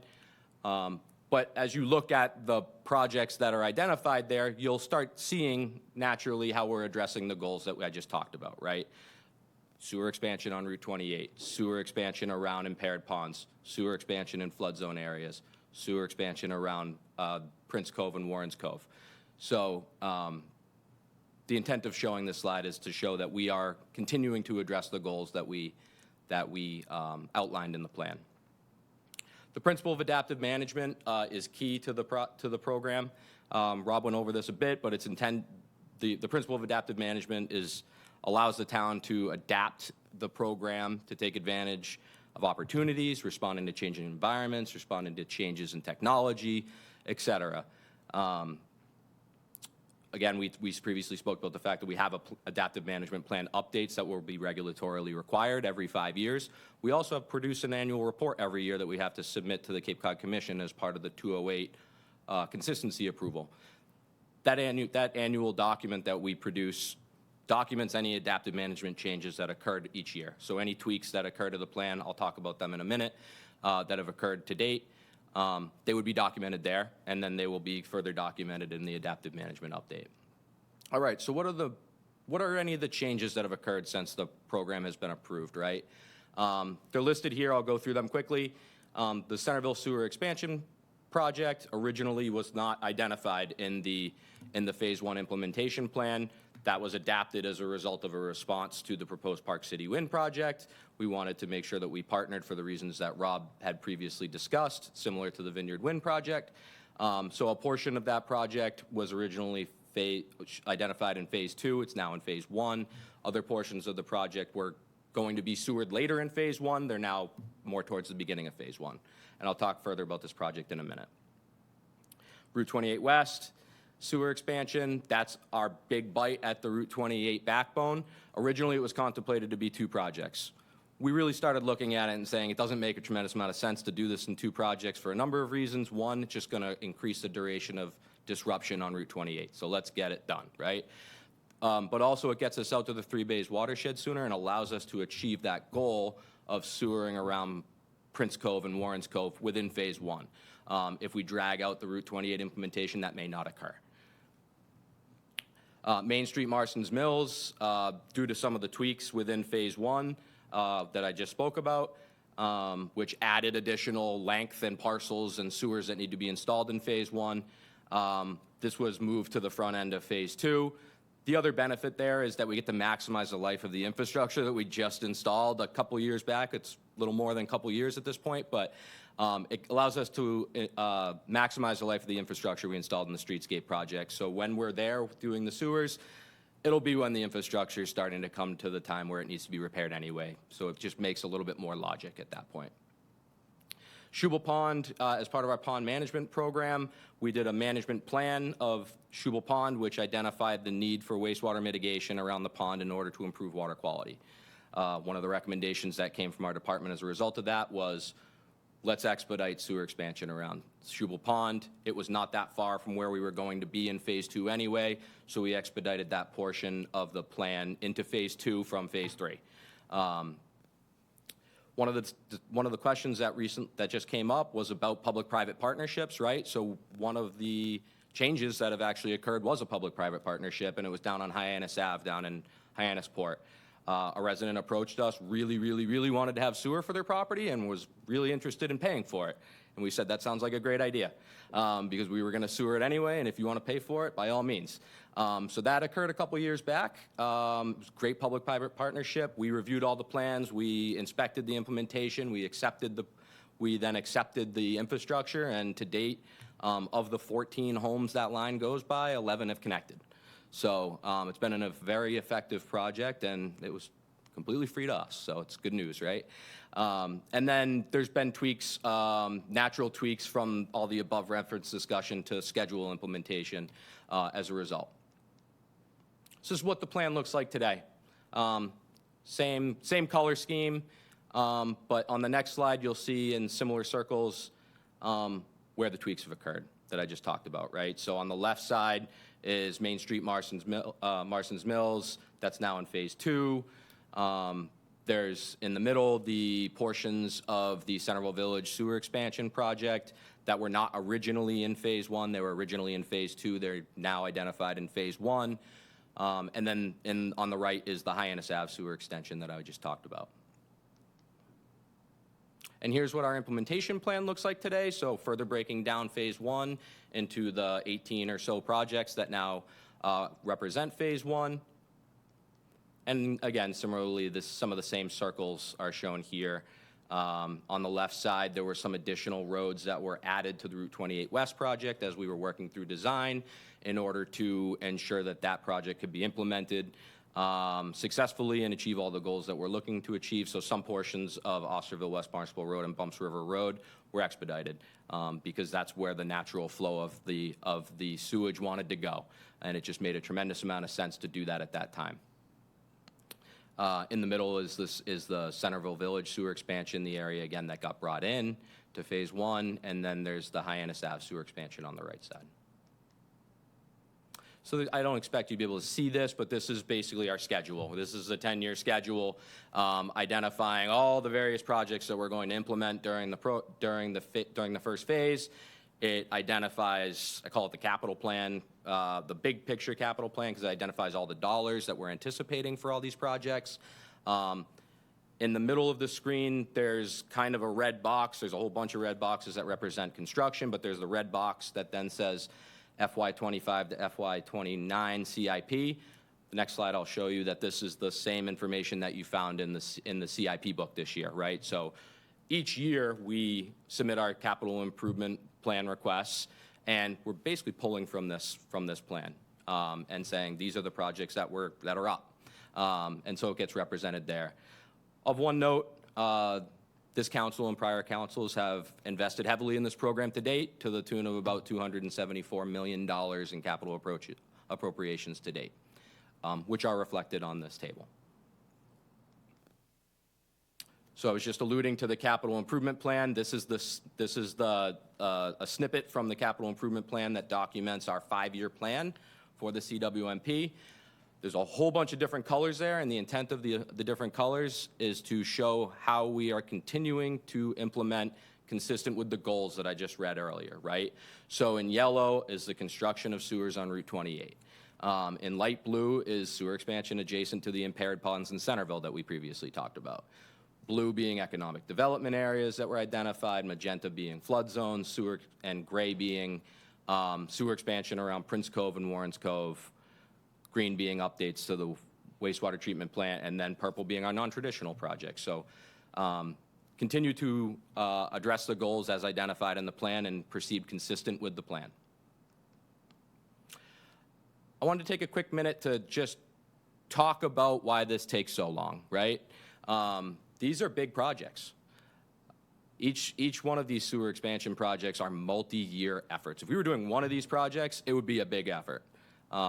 We have 7 to 10 of them that we're working on right now. And this is really the timeline that it takes to achieve one of these projects. And you'll see as you walk through this bar graph, it's about 7 years until we have people connecting. Now, some of the projects we do a little faster if they're a little smaller or we really need to expedite them, but this is the This is the tactical method to work through these projects. And it starts with requesting funding from you, right? Requesting authorization of appropriations for the first phase, which we call preliminary design and survey, where we map the areas, and then we start putting lines on paper to say this is how we think it's going to lay out. We do that in-house with our staff, again, to try to maintain control of the program, make sure we're seeing the big picture and not having a consultant that's just looking at the individual roads that they have to put a pipe in. We're looking at the big picture overall to make sure that the whole program will work and the whole program will work efficiently. The last thing we want to do is put a pipe in the ground and then realize, well, I wish we just put that a little bit deeper when we go to the next project, and now we have to install a new pump station or something like that. So that's what we're doing in our office, is making sure that we think through this so that it's done strategically. We then move into the final design process. At that point, we've worked through that strategic thinking, and now we just need somebody for bandwidth purposes to finish the plans and get the bid documents ready so that we can get it out to bid. So we hire consultants for that generally, and they'll take the lines that we've put on paper and they'll bring it to the point where we can put it out to bid to retain a contractor.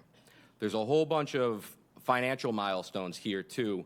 And realistically, with a lot of these projects, the financial milestones are what drive the deadlines. So the state revolving fund is our way of accessing federal and state resources. So we ensure that all these projects are submitted to the SRF for consideration. Most of them to date have been approved and are listed on what's called the intended use plan, so they're eligible for funding. There are certain deadlines that dictate our eligibility for funding, right? So one, for example, is coming up soon. It's June 30th of each year. You got to have construction contracts in place, or else you miss out on the eligibility for principal subsidy.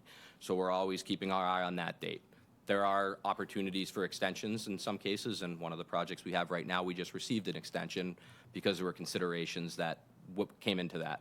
There's other deadlines, right? Like we need to submit our what we call loan commitment application every October. That's the financial information as well as the plans that they review to say, yep, this is the project that you told us you were going to do, and now you're telling me the resources you're going to need from us, and that's a deadline that we have to meet every year, or else we lose our eligibility, right? So a lot of these deadlines really drive our schedule, and so we have to make sure that we're constantly being aware of those. And then ultimately, after all that fun's happening, we start digging, right? And you know, depending upon the size of the project, they could be anywhere from, it's unlikely they're going to be less than a year and a half. They're mostly going to be 2 to 2.5 years to implement each of these projects. Some of them will be monsters and will be more like 3 to 4 years.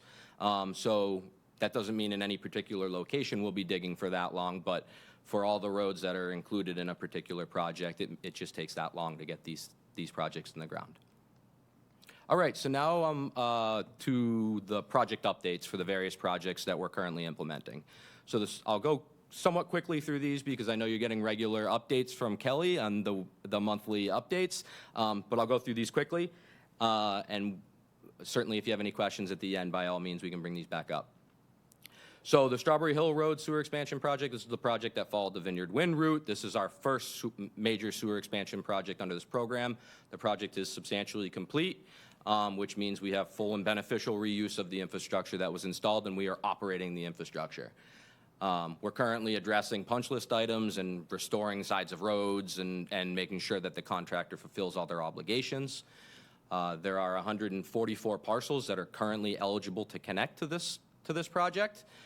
By next week, we anticipate that all of them will have received their order to connect from the health department. And to date, we have one connection that has occurred from this project. A gentleman who actually wanted to connect before he received his order to connect, and we worked with him to make that happen. There's 72 parcels along this project route, really principally on Finney's Lane north of Waquaket, that are not currently eligible to connect because there's more infrastructure that'll be needed to utilize that sewer.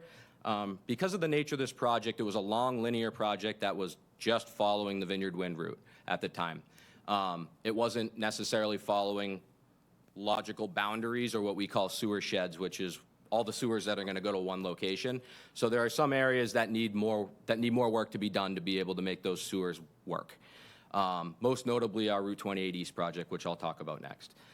So some of those parcels are not eligible currently. They will be relatively soon.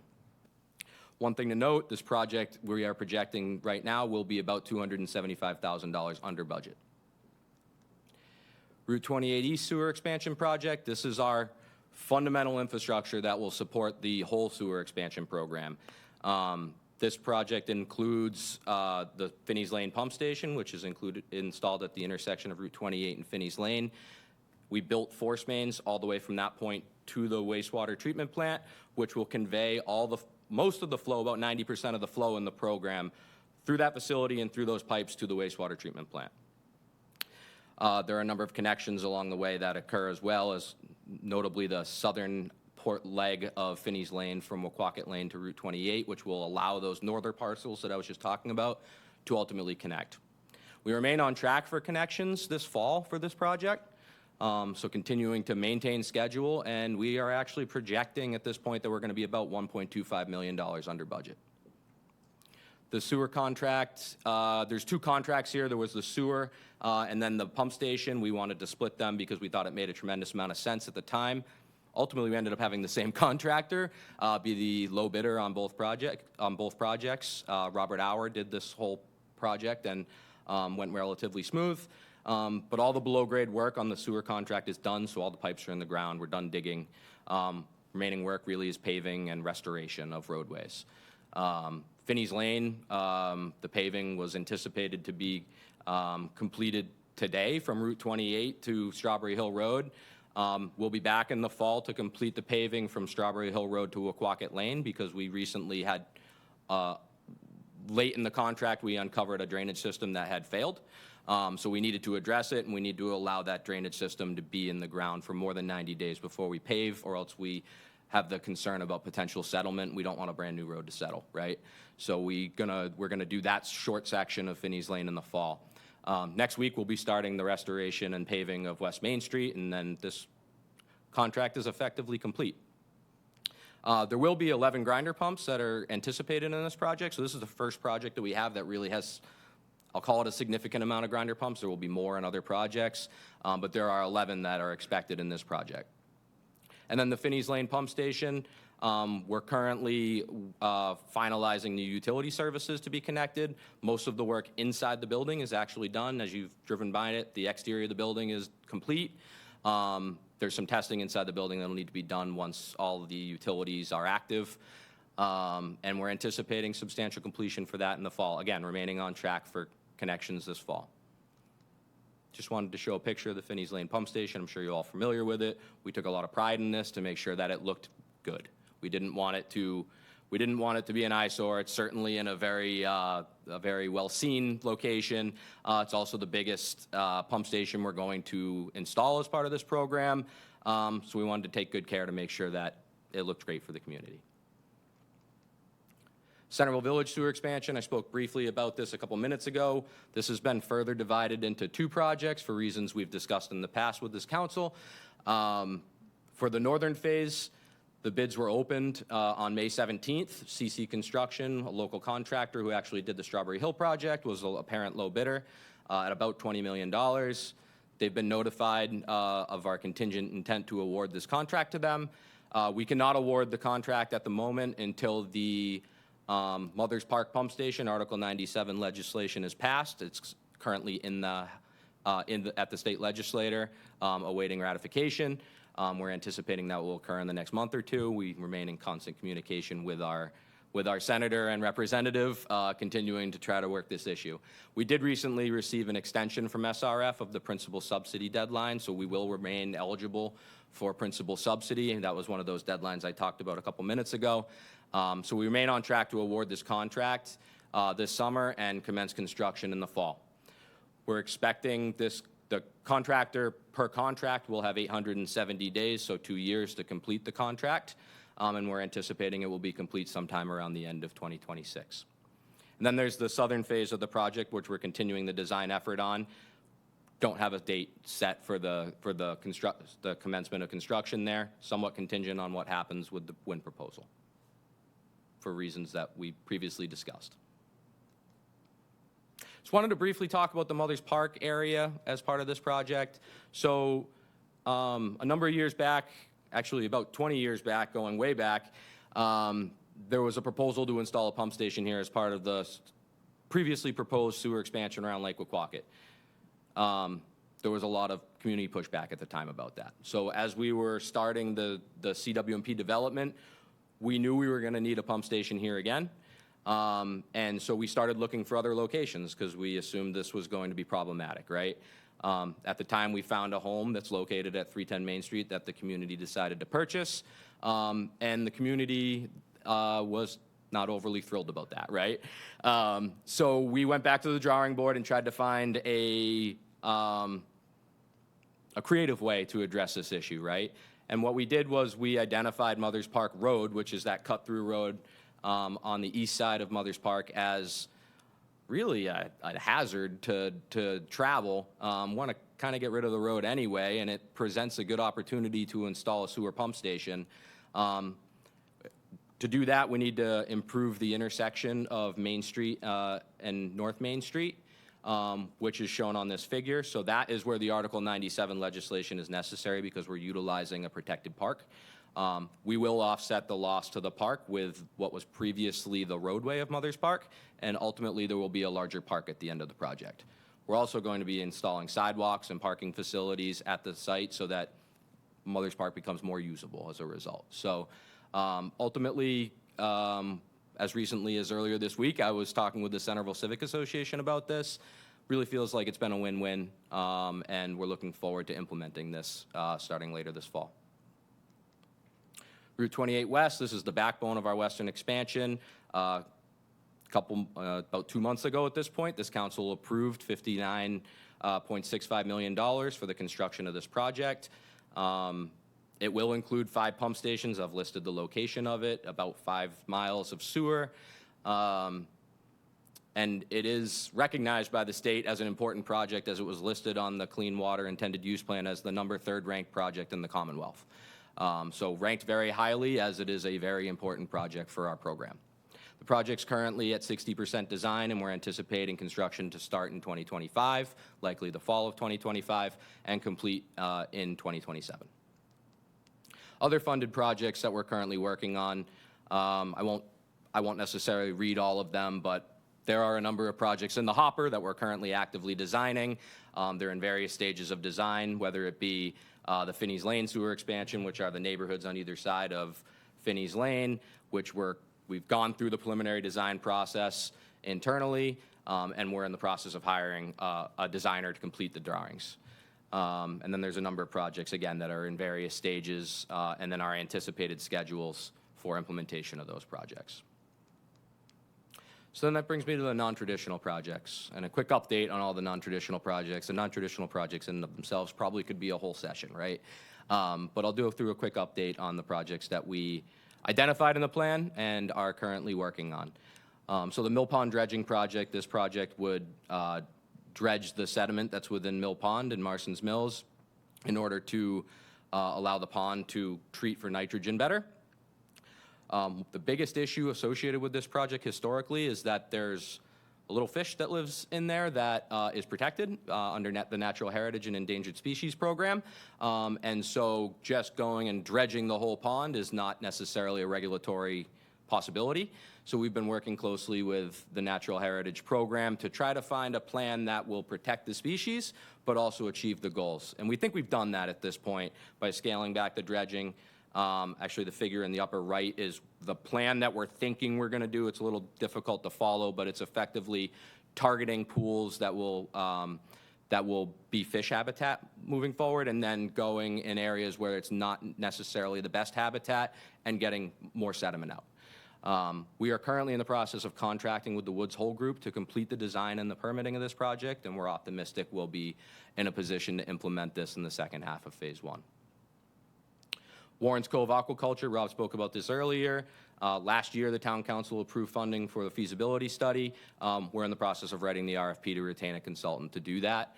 to basically investigate, is this good idea something that will actually be implementable, as well as will actually achieve the goals that we're hoping it will. So more to come on that. Cranberry Bogs, the Barnstable Clean Water Coalition has taken the lead on this effort. I know Z. Crocker was here a couple weeks ago, providing updates on the great projects and the great work they're doing there, and we continue to coordinate with them and attend meetings with them and make sure that we keep track on what they're doing and continue to support their work in any way we can. Similarly, innovative alternative septic systems, Rob just spoke about them a bit. We continue to coordinate with Barnstable Clean Water Coalition on the projects they're doing in this area, and as effective systems move closer to general approval, which they aren't currently, but they're getting closer, we'll continue to review opportunities to incorporate them into the plan in targeted locations that make sense. That's really what the adaptive management plan updates will be for, is for that kind of review of the plan and to make sure that are there things we should tweak. The Katuitt Cut was discussed earlier. It was completed in 3 phases. The last phase was in 2020. We did take a good portion of Sampson's Island off as part of that project. Interestingly enough, this project was permitted by the Three Bays Preservation, which is now Barnstable Clean Water Coalition. They actually own the eastern half of the island. And then when the project was permitted, the community at the time decided to implement the project. So through a series of grants, actually, the majority of the project was paid for by state grants that we successfully received for this project. Now, if you look at Sampson's Island today, you'll see that there are areas that are starting to accrete again. So there are areas that we dredged that are back. So yes, the project did occur, and yes, it is starting to fill back in. We kind of expected that. Because that's how that area ultimately came to begin with. We were hoping that it was not going to fill in as quickly as it did, but Mother Nature does what Mother Nature wants to do. So we are reviewing that project to see if it's something that we should do again, or we should do in a different manner. I will say we did and continue to monitor that project prior to implementation and after implementation, and we did not measure significant water quality improvements, even when the cut was still wider. Now, frankly, that was predicted by modeling, but there were optimistic views at the time that maybe it would be perhaps more successful than the modeling thought it would be. We have not seen that. So we are reviewing what should be done with this project moving forward. Last non-traditional project currently happening is the Three Bays Stormwater Project. There have been 7 sites that have been completed through this program, and there's 1 currently in design.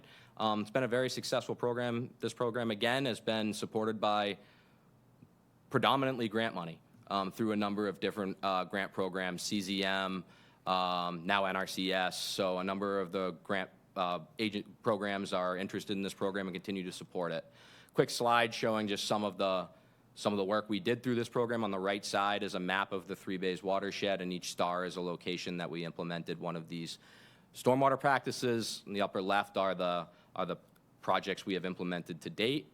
So various types of stormwater improvement methods we call best management practices, or BMPs, have been employed. The lower left is actually at the Katuitt Library, is a bioretention area that was installed at the back of the parking lot, with a nice little display board explaining what's actually going on as an educational piece, right? And in the middle is another one of the projects we implemented on South County Road. So our monitoring program, Rob spoke briefly earlier about the fact that the groundwater does not reach the embayment instantly, right? In some cases, it can be years. In some cases, it can be decades. So how do you measure success with that, right? Because we're intercepting and we're shutting off the nitrogen that's entering the system, but we're not seeing it in the embayment immediately.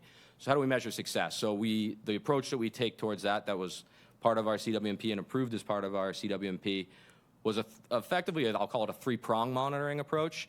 One of them is a GIS, a geographical information system-based tracking, that the tool that Rob referred to earlier, where we track in real time the implementation of the program, right? So where have we put pipes in the ground?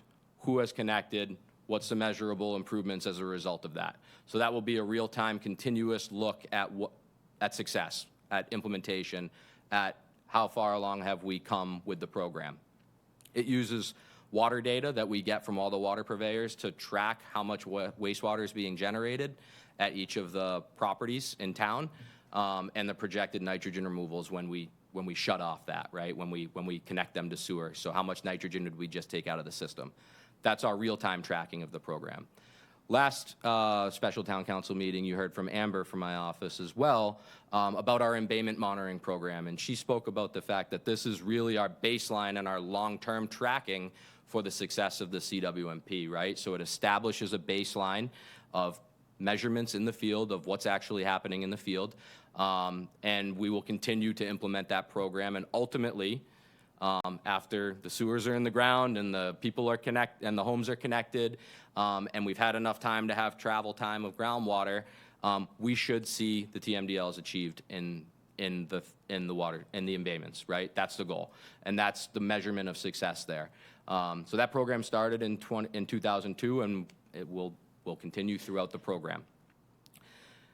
Also, each non-traditional project will, by nature, have to have its own unique monitoring program. Not necessarily the programs we have now will work for each of them. So it may be that we have measurements in certain locations, or we take samples of things. So it just really depends upon the nature of the project. So each of them will have their own monitoring program as part of the approval process. So with that, that's my discussion on implementation. Rob will be up in a minute to talk about implementation at the wastewater treatment plant, as well as our progress towards effluent disposal improvements. But with that, I'll take any questions on what I just discussed. What kind of questions? Councilor Turkelson. I actually have 3 questions. The error in the drainage that had to be redone, who ends up paying for the error? It was us. It wasn't an error. It was a failed system. It was an old system that we did not know had failed until we were spending a lot of time on the road, and we were continuing to see a lot of ponding in the area, and we investigated the drainage system further and found it had failed, so we replaced it as part of our public roads improvement funds. Okay. And the 3 bays stormwater installations that you did, you said that there's 1 more. Is that in total, that's all completed, or how many more does that area need? Yeah, so I'm going to go back to this slide. So there was a study that was done at the head end of that program that identified really a couple, they called them phases of the, not to be confused with phases of the CWMP, but phases of the implementation, that identified dozens of locations. Now, a number of them through the process were weeded out for a number of reasons. There may not be enough physical space to implement something there. It may be regulatorily challenging. It may be that the community doesn't want something there because it impacts the use of a location, right? The one that I noted that we're working on today is just one that we're designing. We intend to continue the program. So we intend to continue to systematically continue with the program. Again, we continue to seek grant funds for this program, and we've been pretty successful in doing so. And going to the slide where you had the TMDLs, and there was the one for Somerville River. Yep. How come the data doesn't go past maybe 2020? Where's the rest of the data since 2020? It looks like it ends. I just don't think it's been updated since then. Okay.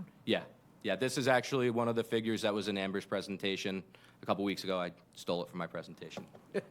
I'll email her. No, I'm just kidding. No, Thanks. we just haven't updated the data set yet. Some of the data we haven't received yet, so it comes from SMAST.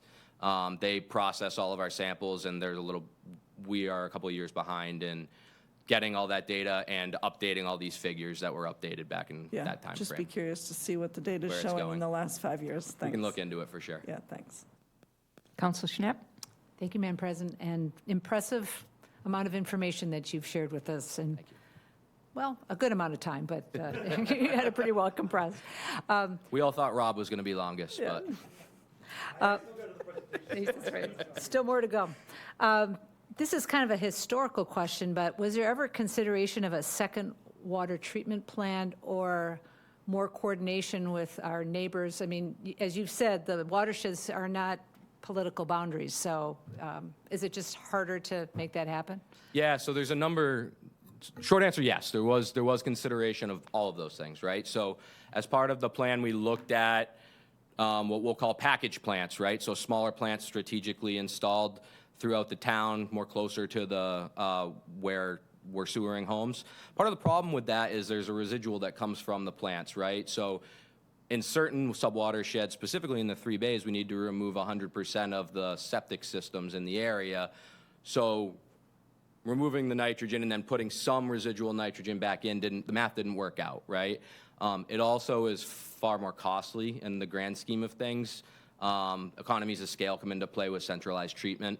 So those were the findings that we had when we looked into that piece.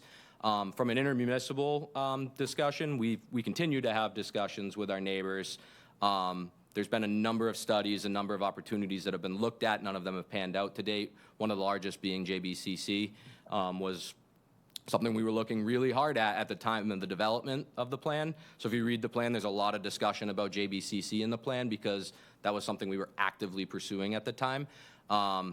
We're still in discussions on that potential option, but to date, they have similar challenges as really everybody on Cape has with wastewater improvements, which ultimately comes down to you got to build a treatment plant. They have a treatment plant, but it's not big enough to accommodate significant more flow, but then getting rid of water, which Rob will talk about shortly. Every community is wrestling with those two issues. Getting rid of effluent is a challenge on Cape Cod that everybody's trying to deal with, and they have that problem there as well. Okay. In a different direction, I've been very curious about this public-private partnership and the connection of the 11 homes. It almost seems like too good to be true. Do you know how much that costs the people who put that in? I actually don't. So we had done an estimate at the time, and forgive me, I don't remember what we thought it would cost us to do. It was 6 figures. We were anticipating that would cost for us to do. Now, it would probably be, it arguably will be similar in price because they had to pay the prevailing wage in order, as part of our agreement, because it was viewed as a public infrastructure project because we were ultimately going to accept the infrastructure. But we didn't ask them for the bill just to know what it was, so I'm not certain. Okay. And just last question also about costs. Are we doing anything to collect costs on the connection charges that our residents are going to have to do? I mean, is that information that we can ask for? It'd be nice to know the kind of the total costs of this implementation. No, it's a good point. We don't currently ask people for how much it costs them. We certainly could do that. Now, certainly the county program, we're anticipating a number of the residents will access funding through. They have that information, so we do and can check with them on some of that information as implementation in our community ramps up. So that will probably be the best way to access that information. Thank you, Griffin. Of course. Councilor Luggie? Oh, I'm sorry. I didn't see Gordon's hand, so you go first, and then we'll get to him. Okay, yeah, a couple of questions. On the design aspect, you said you do the preliminary design in-house, so to speak, and then you go out to consultants. How are you being impacted at all in-house by some of the shortages in the staffing? And could you explain? It can't just be you. I mean, do you have other engineers that We do. So with the support of the council, we have gotten resources to ramp up our staff. So we have a staff of about 20 right now, which is a fairly large engineering staff for most communities. We have had significant issues with trying to hire. There are not a lot of experienced engineers in the area because there are not a lot of large engineering firms on Cape Cod, right? Most of the firms that are located on Cape Cod are smaller firms that do the work on Cape Cod, really.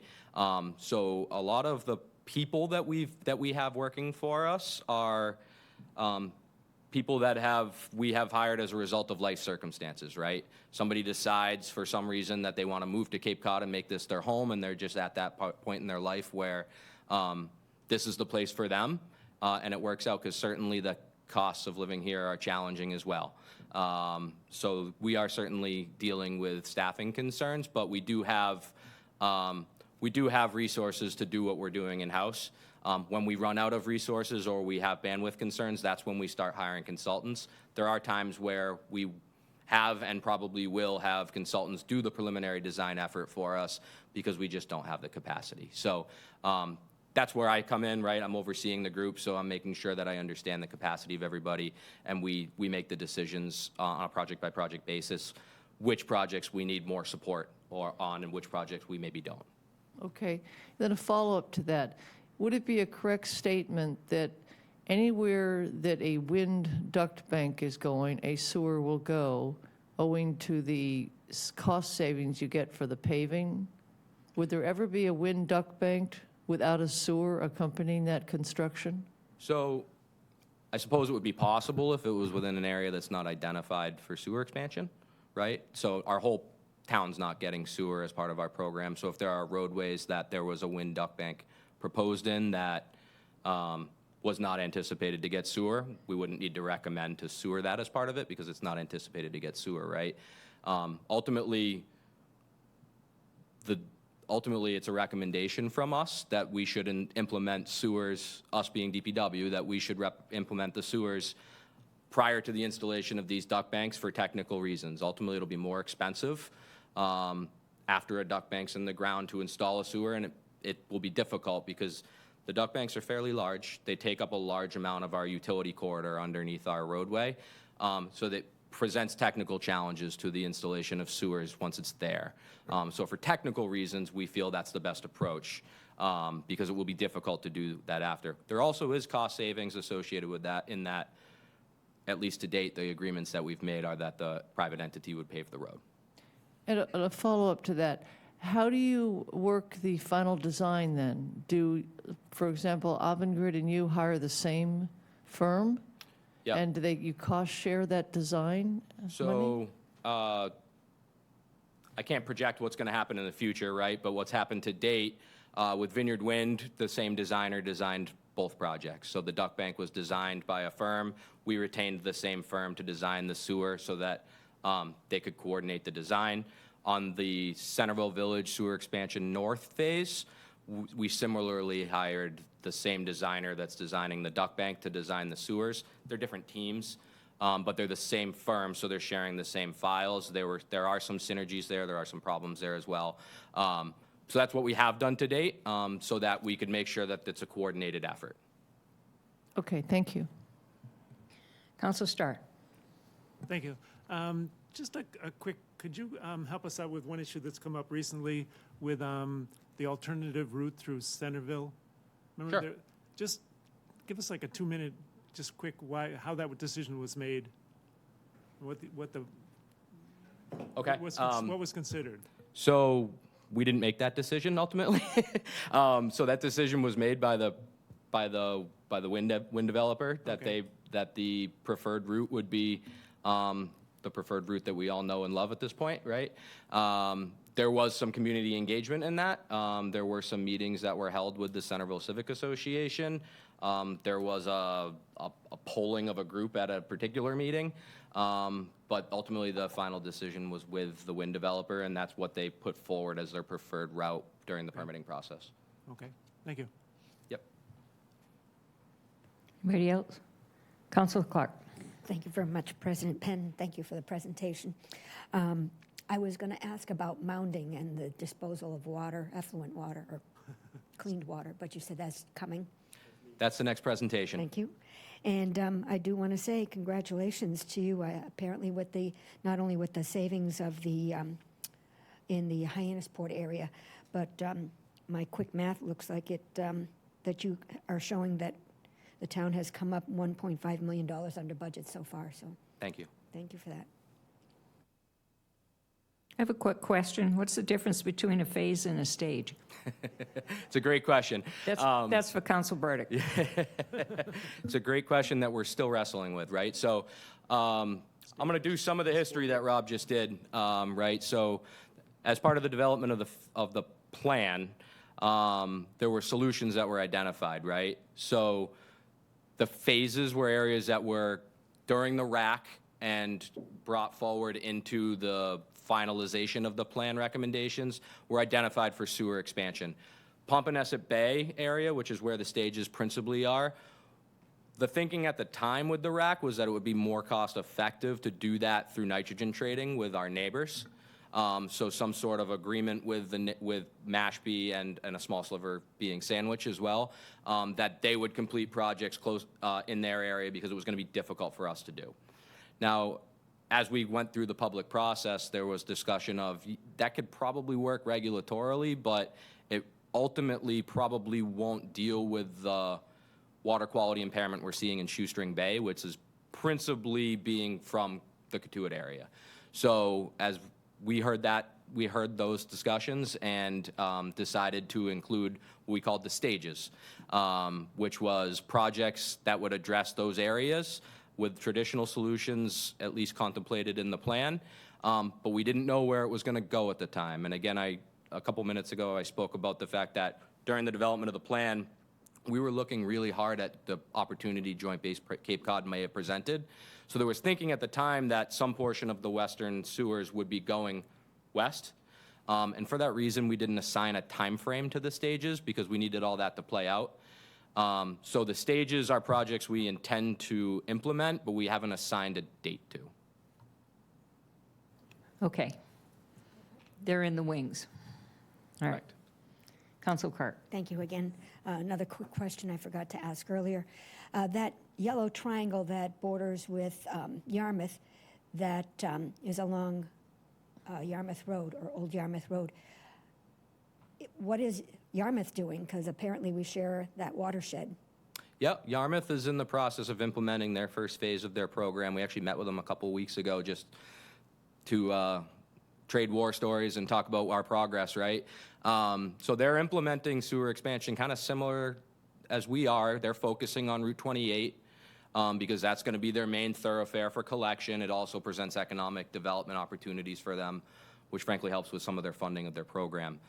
They're also building a wastewater treatment plant. We had a leg up in the fact that we had a wastewater treatment plant since the early 1900s. They have to build a wastewater treatment plant as part of the first phase of their program, and so they're doing that. We actually have discussed this triangle as potential opportunities for partnership, probably more on our end than their end, but they're continuing to progress as well, and certainly within the watersheds that we share with them. Yep. Councilor Tamish. You know, to Councilor Starr's question about the alternate route, that's still a very hot issue within Centerville. For them to go down Main Street, the economic cost to the businesses there as compared to going down South Main Street to North Main Street and out is really significant. And it's just not right that they're going down Main Street, in my opinion. It's going to be a mess. That's why I asked. Okay. Okay. I think we're good. All right, I think we're going to take a break right now, and then we'll continue. Thank you. Thank you very much for your presentation, a lot of information. Of course, thank you. So we'll come back in about 10 minutes. Thank you.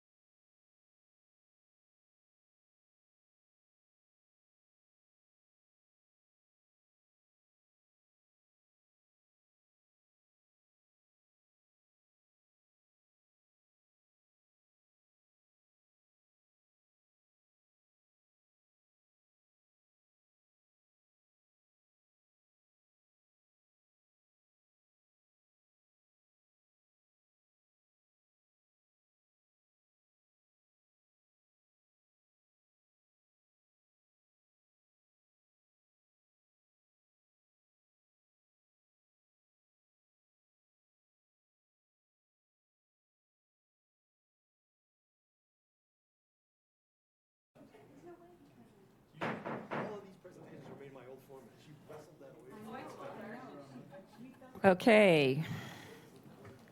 Wrangle the troops back.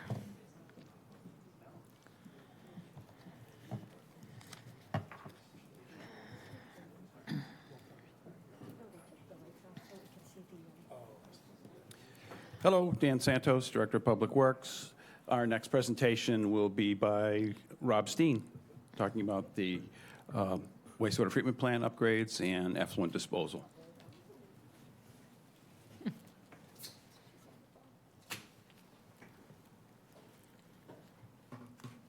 Hello, I'm back.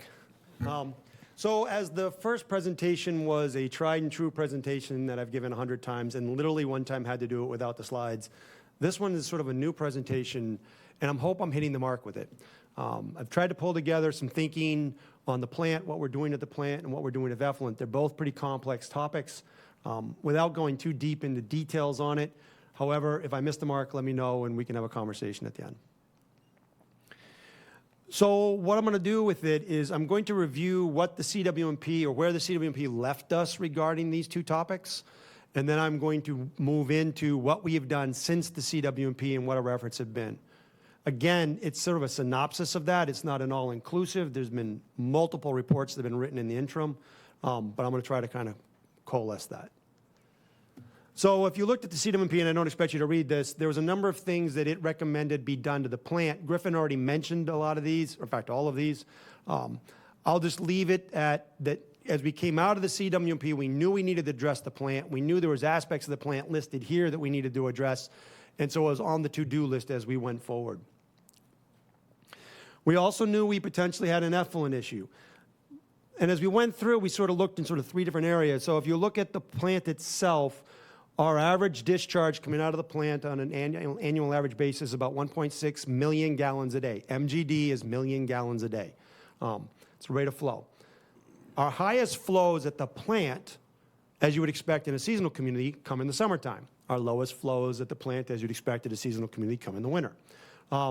What modeling was starting to predict, it was initially theorized way back when we confirmed it once, then confirmed it a second time, was that our issues with disposal at the plant wouldn't be getting treated effluent into the ground with our disposal beds. We had adequate beds that we can get into the ground.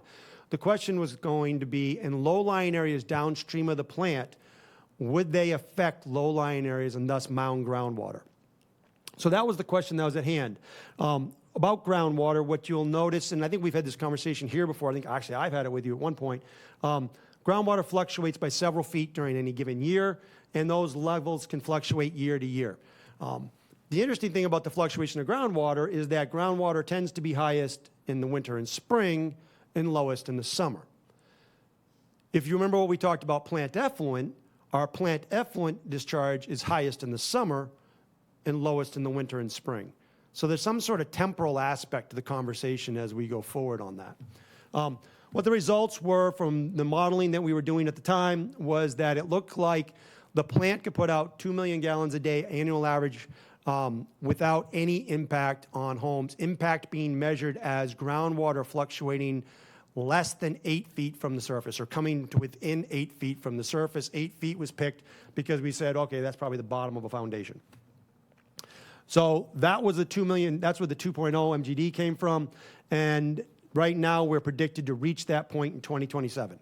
So we have in the interim been working this issue because we know that 2027 date's coming. The CWMP looked at a number of ways to deal with the issue in a broad sense. They're listed here. The impact mitigation at that time was envisioned as literally buying out basements or homes. The town had previously done that before. So that is a tried and true method that they had done. Those of you that remember the old Nevada Bobs over at Enterprise, at one point in time, the town bought out that basement for that very reason. We also looked at land-based potential options. Ocean outfall was looked at. We looked at, as was discussed here a little earlier, effluent options outside of the town, pump and dispose, pump and treat. And we tried to summarize sort of all the various realm of options in sort of a broad look in Table 521 that was in the CWMP. It's still there, obviously. And that was here. So that's kind of where it got left. post-CWMP. Well, going back to their recommendations, as Griffin noted, the solids handling facility, which is the top green box, that's now basically complete. We're now at substantial completion. We're working our way through the punch list. That should be wrapped up this fall.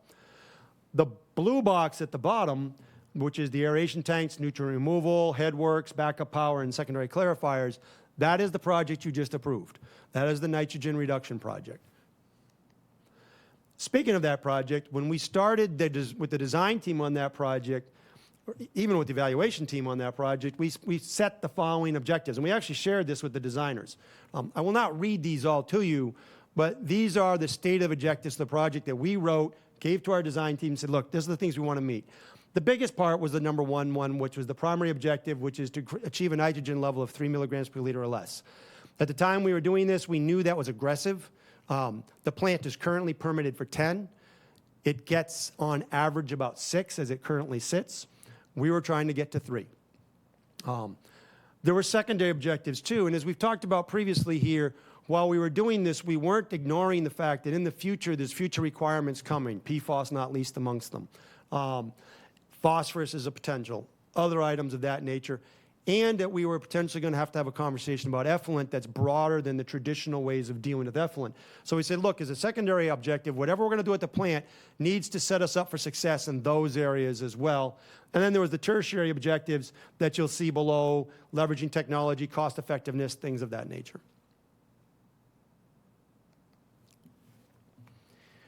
The process we went through an evaluation phase, a preliminary design phase, we're now into final design, was the following. We looked at a number of different technologies. More than 10 sort of came to the surface initially. We screened them again, ended up with 4 that had the best chance of success in New England, i.e. a cold weather environment, particularly in the wintertime. These processes tend to be biological processes, so cold and temperature affects them and makes a difference. So we needed to find a way that was going to work in a New England environment. It's appropriate for our volumes of flow, and where we could try to utilize existing infrastructure as much as possible.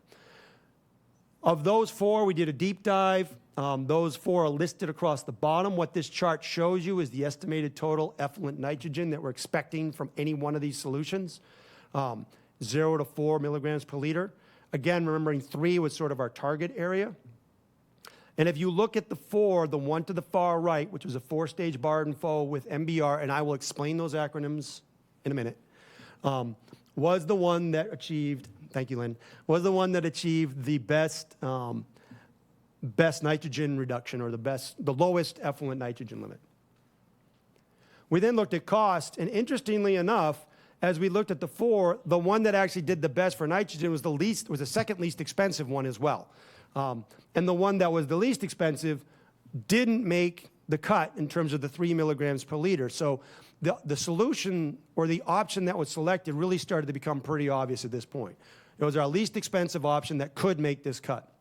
It also coincidentally, and as we'll foreshadow some talk down the road, because of having that MBR at the backside, and I will explain what an MBR is, it enables us to do other things down the road that a traditional plant wouldn't be able to do.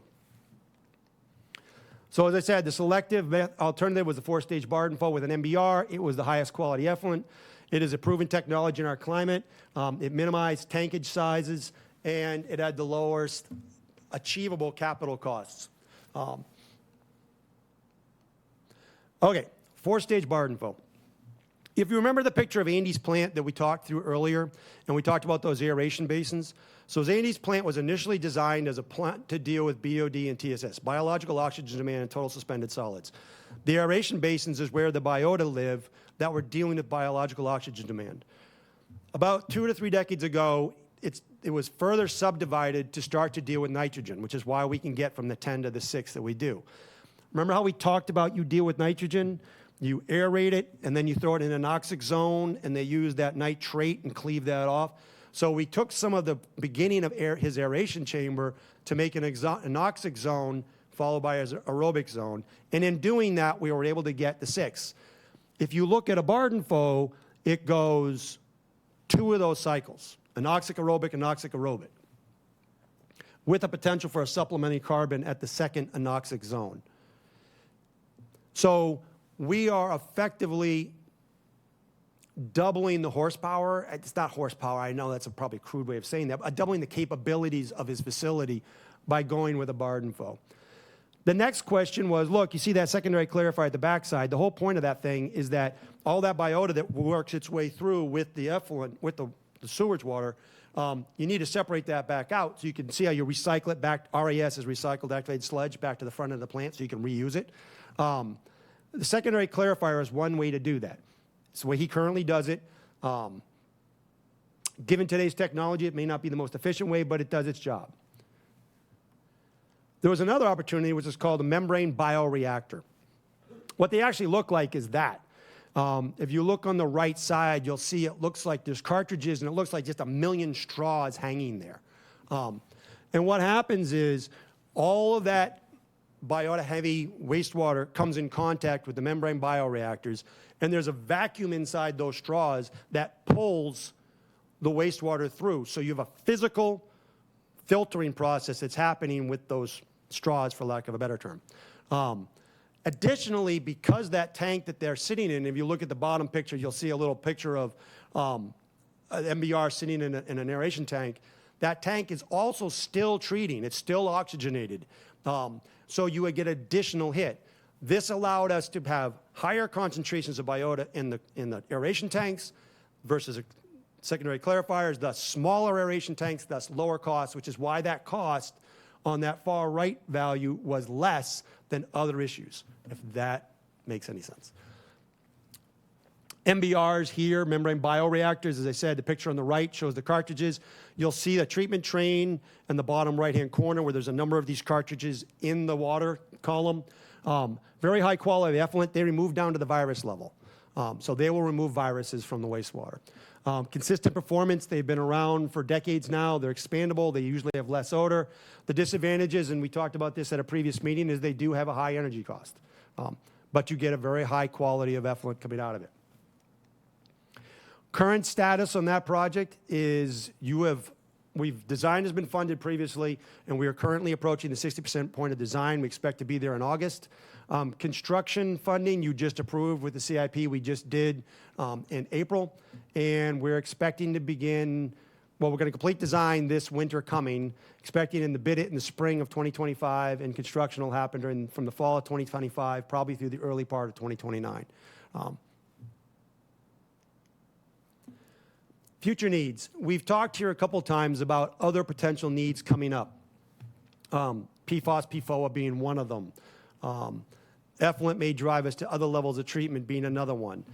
There's other things, as I've said, that are on the horizon that we're starting to hear about. And one of the advantages of centralized collection versus decentralized collection is that when the next issue comes up, it's easier to deal with it in one place than in 11,000 places. So that's all coming. What we're thinking is going to happen if we do get a PFOS, PFOA requirement is we'll get driven into either RO or GAC, and I'll talk about both of those in a second. The point on this slide is the fact that the project, because it's got a membrane bioreactor at the backside that produces a high quality of effluent coming out of it, we are well positioned for either of those technologies. Not having that leads to difficulty or impossibilities with those treatment systems because you'll blind them, frankly. Reverse osmosis is RO. You've heard me talk about it before. It's down to the point of removing salts. What you're left with when you're done is distilled water. In fact, the reason why you can't drink it is because it is distilled water and you need to add salts to it. Regarding PFOS, EPA studies have shown that between 90 and 99% of PFOS is removed by RO systems. It further will improve the effluent nitrogen concentrations, maybe up to 0.5 milligram per liter of nitrogen. So lots of benefits there for it. Not inexpensive, though. Granular activated carbon, we've had conversations with you all about this before. You'll note that that's on all of our water treatment systems in Hyannis at this point. It works like this. You'll see the vessels on the right, and it sort of a cut through is on the left. Contaminated, quote unquote, water comes into the top. It goes through the granular activated carbon, and then the PFOS molecules absorb to the pores, the carbon surfaces. Periodically, you got to backwash that out of there, and eventually the carbon goes away and gets regenerated and rejuvenated. So that's granular activated carbon. Those are both treatment systems that may or may not come in the future, but the plant is being designed to accommodate either with electric, with piping, things of that nature, so that as we move into those phases of treatment eventually, we will be well positioned as a community to deal with that. That MBR leverages that. Effluent update. Okay, so to frame the issue, what we have as a problem really is we potentially have too much of a valuable resource in one place. And so how do we deal with that? If you think about it, what water does for us in terms of our waste is it conveys it. It carries it. Our waste doesn't change hydrogen and oxygen and, change what water is. It just is carrying it along to a place where we can then deal with it effectively. So thinking of it as a resource then, and that in light of that, is not necessarily contrarian at all in stuff. So we started looking at that 2 MGD thing, and we said, all right, CDM Smith, who was our modeler, and our hydraulic modeler, let's get our arms really wrapped around this. What are we talking about regarding effluent mounding? And so what you'll see in this diagram is this is a low-lying area. It's a representative diagram of a low-lying area. The green box is the 2 MGD that I've previously spoken to. The yellow box is the amount of flow that we'd ultimately want to get out of the plant on an average daily basis. And what I'll direct you to is the 9 and the 5.9 in the middle of those boxes. What this is telling you is that the average flow currently at 2 MGD will be, or the average groundwater depth will be about 9 feet below the surface. If we put in the extended flow without doing anything, the groundwater depth will now be effectively 6 feet below the surface. So we'll lose 2 feet by doing that. So we started looking at all the different options, and a lot of this happened either while CWMP was being developed or post-CWMP, but I'm going to include it all here. You really have sort of 3 ways to deal with effluent. You can do land application, you can do surface water discharge, or you can do reuse, and we have now looked at all 3 of these in some detail. Land-based, we started with an inventory of all the properties in town that might be appropriate. We looked at the advantages and disadvantages of land-based. They're listed here. I won't read them to you. And then we said, all right, what are the top 25 properties? Based on a numbering scheme, we have a criteria that we put against it. We weighed them out. We developed a suitability index that came from that, and these are what came to the top. We then had CDM Smith go back through and look at representative properties to sort of represent general areas of some of those. So Cape Cod Airfield and Old Fairgrounds out in the western part of town, Cape Cod Community College up on the highway, Hyannis Golf Course, because there had been previous discussion of going to a property next to there.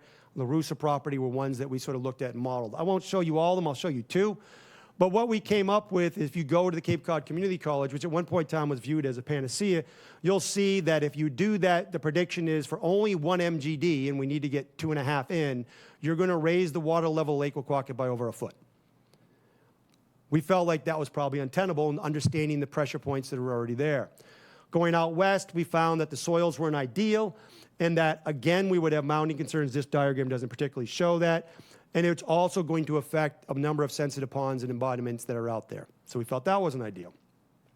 As we looked more and more and more for places to land dispose, before we even start talking about the difficulty of telling somebody, hey, we're going to put a wastewater disposal unit next to your house, it became obvious that that was probably not going to be an easy option, if even an option at all. We then went back and started looking at some of the other things that we've talked about previously. Ocean outfall and options outside the town of Barnstable. Ocean outfalls have a number of advantages, and they also have a number of disadvantages, not least of which is cost and regulatory requirements.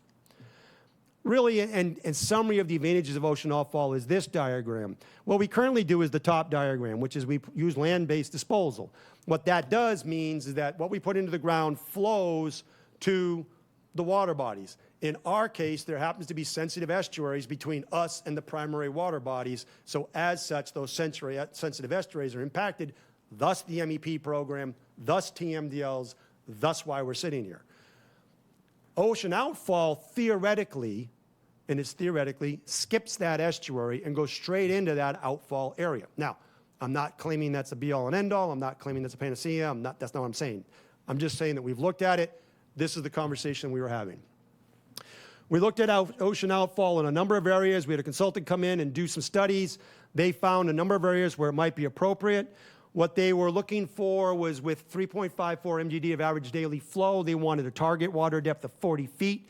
For Cape Cod Bay, that gave us outlets that are about 4,000 feet from shore, and there was more of them. As you see here, there's more on the Cape Cod Bay side. For Nantucket Sound, those outlets are about 12,000 feet from shore, and there was fewer opportunities, again, seen here. Those distances are important because those distances are directly related to cost and cost of disposal. So what we showed was it was technically feasible. We can do ocean outfall technically. We can achieve 50 to 1 greater dilution. In fact, in some cases, when you have higher currents, you're going to get 500 to 1. However, there were significant regulatory hurdles, significant financial hurdles, and we were expecting there to be significant social hurdles, though we never examined it. We also looked at options outside of town, as Griffin talked about earlier. JBCC, Joint Base Cape Cod, was one of those options where we were talking about sending wastewater from the western part of town to Joint Base Cape Cod. Two problems came up there pretty quickly. One is from the western part of town to the treatment plant, it's 11 miles. From the treatment plant to its effluent disposal site is another 11 miles, so you're shipping wastewater 22 miles. The other problem is its effluent disposal site is permitted for about 360,000 gallons a day on average, so it's not adequate to be able to take the amount of flow that we'd be sending to it, nor is its plant. You would have to upgrade the plant, upgrade its disposal effluent capacity, and it has equal challenges that we have in terms of doing that. Finally, as we were looking at it, at the time that this was done, which was 2018 timeframe, I believe, we were looking at about $100 million at that point in time to do it. You can understand that at this point in time, it's more than that. We were also talking to Sandwich at that point in time about a joint plant, in case JBCC didn't come through, and we were talking to Yarmouth about some joint efforts, where we would treat their wastewater and send it back to them, plus some of ours for effluent disposal. Both of those are off the table at this point. Those communities have decided to go other directions, so those are no longer an option. So really, the only outside of town option still is JBCC, and it's not preferred. So then we came to look at some other considerations. And the first one was an idea that actually Mark Ells first gave me, which is, look, you're putting it in the ground, you're making a mound, can you put downstream wells in and pull it right back out of the ground and control the well, control that mound, and now you're not doing it with effluent, you're doing the groundwater. So we went and looked and said, okay, is this feasible? Well, lo and behold, it works. So what we found through modeling and through some repeat models is that if we put 9 wells in downstream on town-owned property, we can manage the mound. And what you'll see are these little triangles with a green-black piece. That's the location of those 9 wells. The travel times, i.e. the time it takes water to go from the effluent bed to these wells, is all greater than 1 year, and in many cases, at least more than half, it's greater than 2 years to get to there. There's still no clear consensus from DEP in terms of when it becomes groundwater versus when it's effluent. The best answer to that I've heard, though it is not sanctioned by DEP, is that when it stops going down and starts going horizontally, it's now groundwater. So this would be considered groundwater. So with 9 groundwater wells, we can manage the mound, and we showed that here. So as before, if you remember, we went from 9 to 5.9 with unmitigated solutions. When we install the wells and mitigate, we go from 9 to 8.9. So we've got it controlled. We got the mound controlled. But that leads to this question. What do I do with the water? I now have groundwater. What can I do with it? That's the conversation that's currently going on at DEP. Obviously, there's a number of disposal options we could transport, and we looked at transporting to land-based disposals, golf courses, sports fields, airports, general subsurface disposal. But there's many of the same mounding problems that I just showed you previously with this. Water is water is water. It doesn't matter what it's carrying. If it's going to cause mounding, it's going to cause mounding. So that was an issue. Ocean outfall, or maybe more accurately, stormwater outfall, that's a NPDES permit requirement. Certainly not unthinkable. We are in conversations with DEP about it now. We'd certainly have to get EPA into that discussion. If it's considered stormwater or groundwater, there is a NPDES outfall pipe in Hyannis Harbor for stormwater. We're talking about potentially trying to leverage that, as you and I have spoken of before. That's not a given. That's in process of being discussed. All right. We then started thinking about reuse, because at this point we've got groundwater. What can we do with it? And I need to have a basic discussion with you guys about reuse. There's sort of 2 broad buckets of reuse, and they're broken as seen here. On the left is indirect potable reuse, and on the right is direct potable reuse. The principal difference between the two is in the indirect potable reuse cycle, you'll notice in the bottom left of its corner is an environmental buffer. That environmental buffer can be ground, that environmental buffer can be a pond, can be a river, can be the ocean, can be a lake. You know, as an example, though it was never called that, when I worked in the state of Maine on the Kennebec River, they were doing indirect potable reuse because community X treats its wastewater and puts it in the Kennebec River. Community Y pulls its drinking water out of the Kennebec River and then puts its wastewater back in the Kennebec River. Community Z pulls its drinking water out of the Kennebec River and then pulls it, you know. So that's going on. And in fact, as we're going to talk about it, we are doing the same thing. And I'll show you where. So indirect potable reuse, you see the cycle.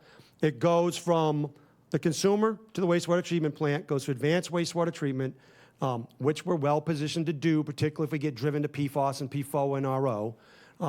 Goes to an environmental buffer, back to the water treatment facility, treated once more there, back into the loop. This is what they're doing in the space station. If you just looked at what that most recent thing was going to the space station, is because they had to deal with their urine treatment system. That's where they get their water from. Direct potable reuse is that.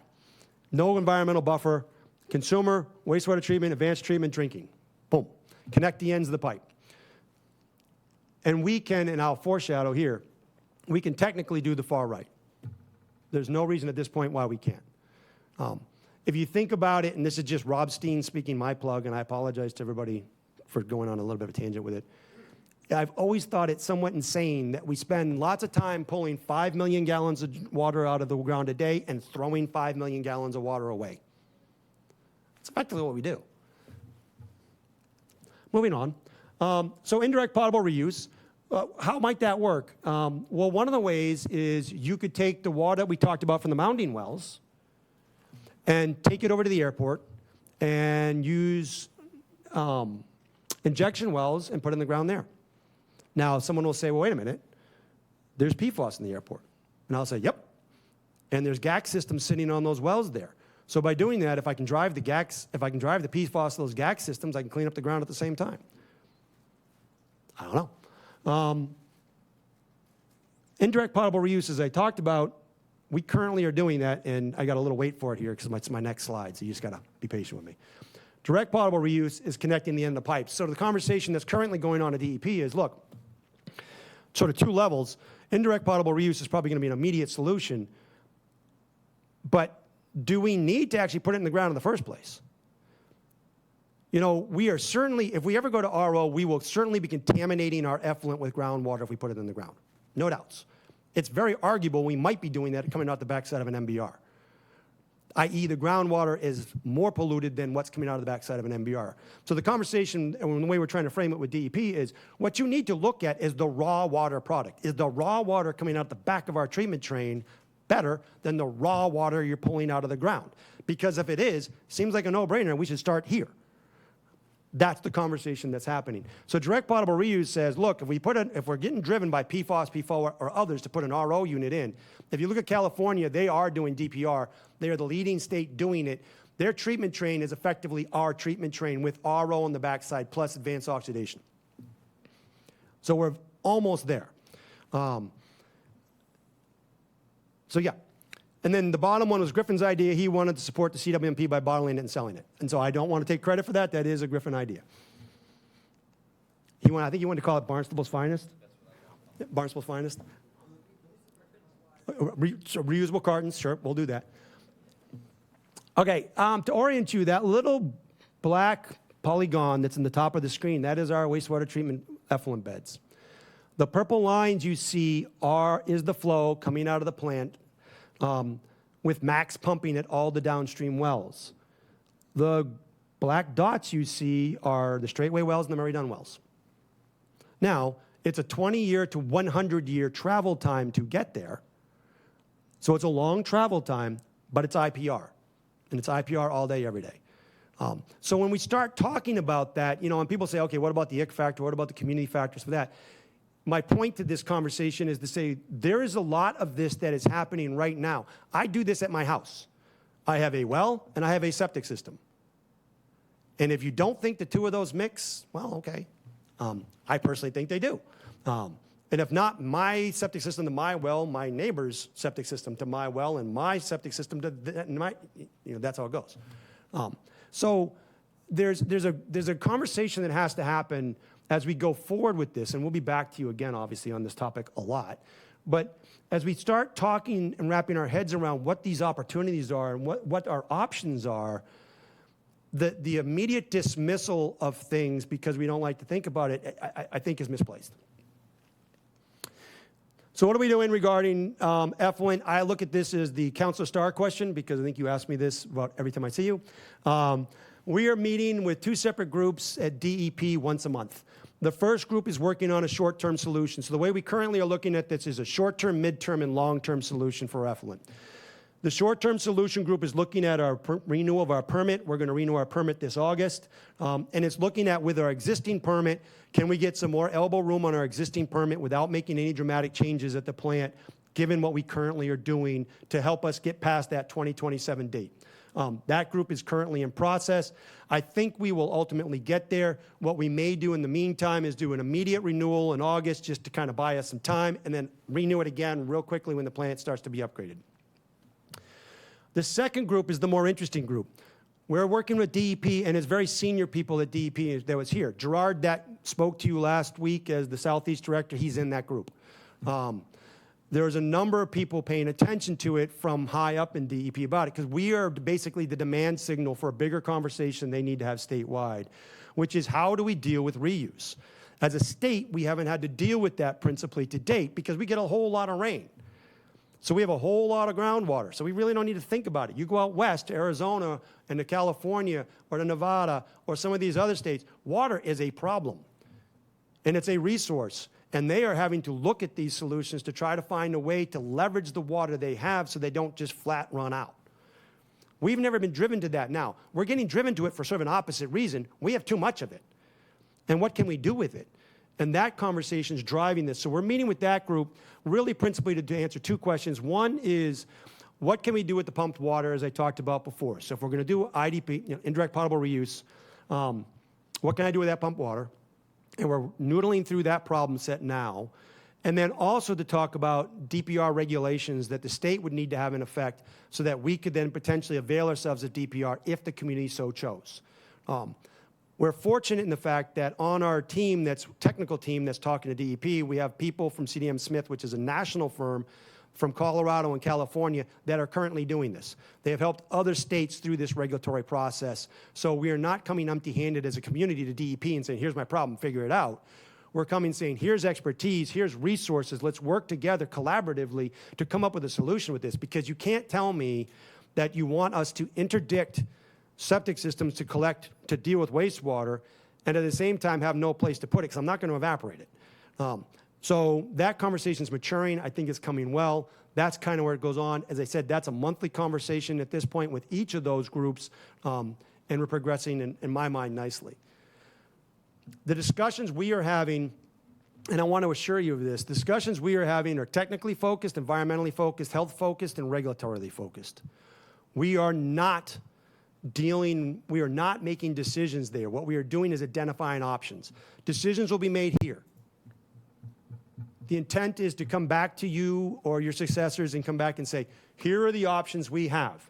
Having come out of the regulatory technical process, we know we could do X, Y, or Z, assuming there is an X, Y, or Z. Here are our options. Which do you want to do? And oh, by the way, here's the tangential things that are going on, PFOS, PFOA, potentially other things as a result. How do you want to deal with that? The RAC or whatever it is we use to start to have this next 5-year update will also have those kinds of conversations, though these won't be mature enough for them to come to final completion at that point. What I want to assure you is decisions on how the town proceeds will rest with town council. It does not rest with DPW. We are only finding out what our options are, and then we'll come back to you with what our options are. What we are not currently doing is doing cultural, social, and financial issues. That rests with this body, we would feel, and with other town staff, and we will certainly, when time comes, engage those things. I know that's a lot. Every time I give this presentation, everyone sort of rocks back a little bit. But I think it's an important conversation to start to have, and I'm willing to answer any questions. Questions? comments? Too bad we couldn't sell our water to Arizona. Bottle and sell. Council Clark. Thank you very much, President Penn, and thank you very much, Rob, for that presentation. I actually recall hearing, I believe it was on an NPR station, and since have looked up other sources, that beer is made with effluent water. So Cape Cod Beer and our other breweries could market it. There is no technical reason we can't go there. The reasons at this point in time will become regulatorily, and we're working through those challenge sets, and then it'll become cultural social. And it'll be what the community wants to do or not do. It's a good problem to have, actually. Yeah, and I Considering think the the opposite key, problem. the key to that problem is really starting to think about water and wastewater as a resource. Here's the other part of this conversation. We're talking about wastewater right now, and we're talking about a potential source of water as a wastewater product. We've also independently with you had conversations with you about water and the need for additional redundant water sources for the Hyannis water system. Lo and behold, if you actually look at the numbers, we have about 2 MGD of water we need to deal with at the wastewater side, and Hyannis Water needs to go find 2 MGD of water on the water side.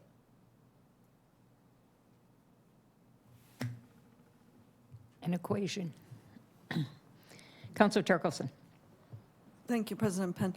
I don't want to get off the rails here, but when we talk about reverse osmosis, and we hear, I think it was Brockton, wasn't it, that built a RO plant and they never put it into service?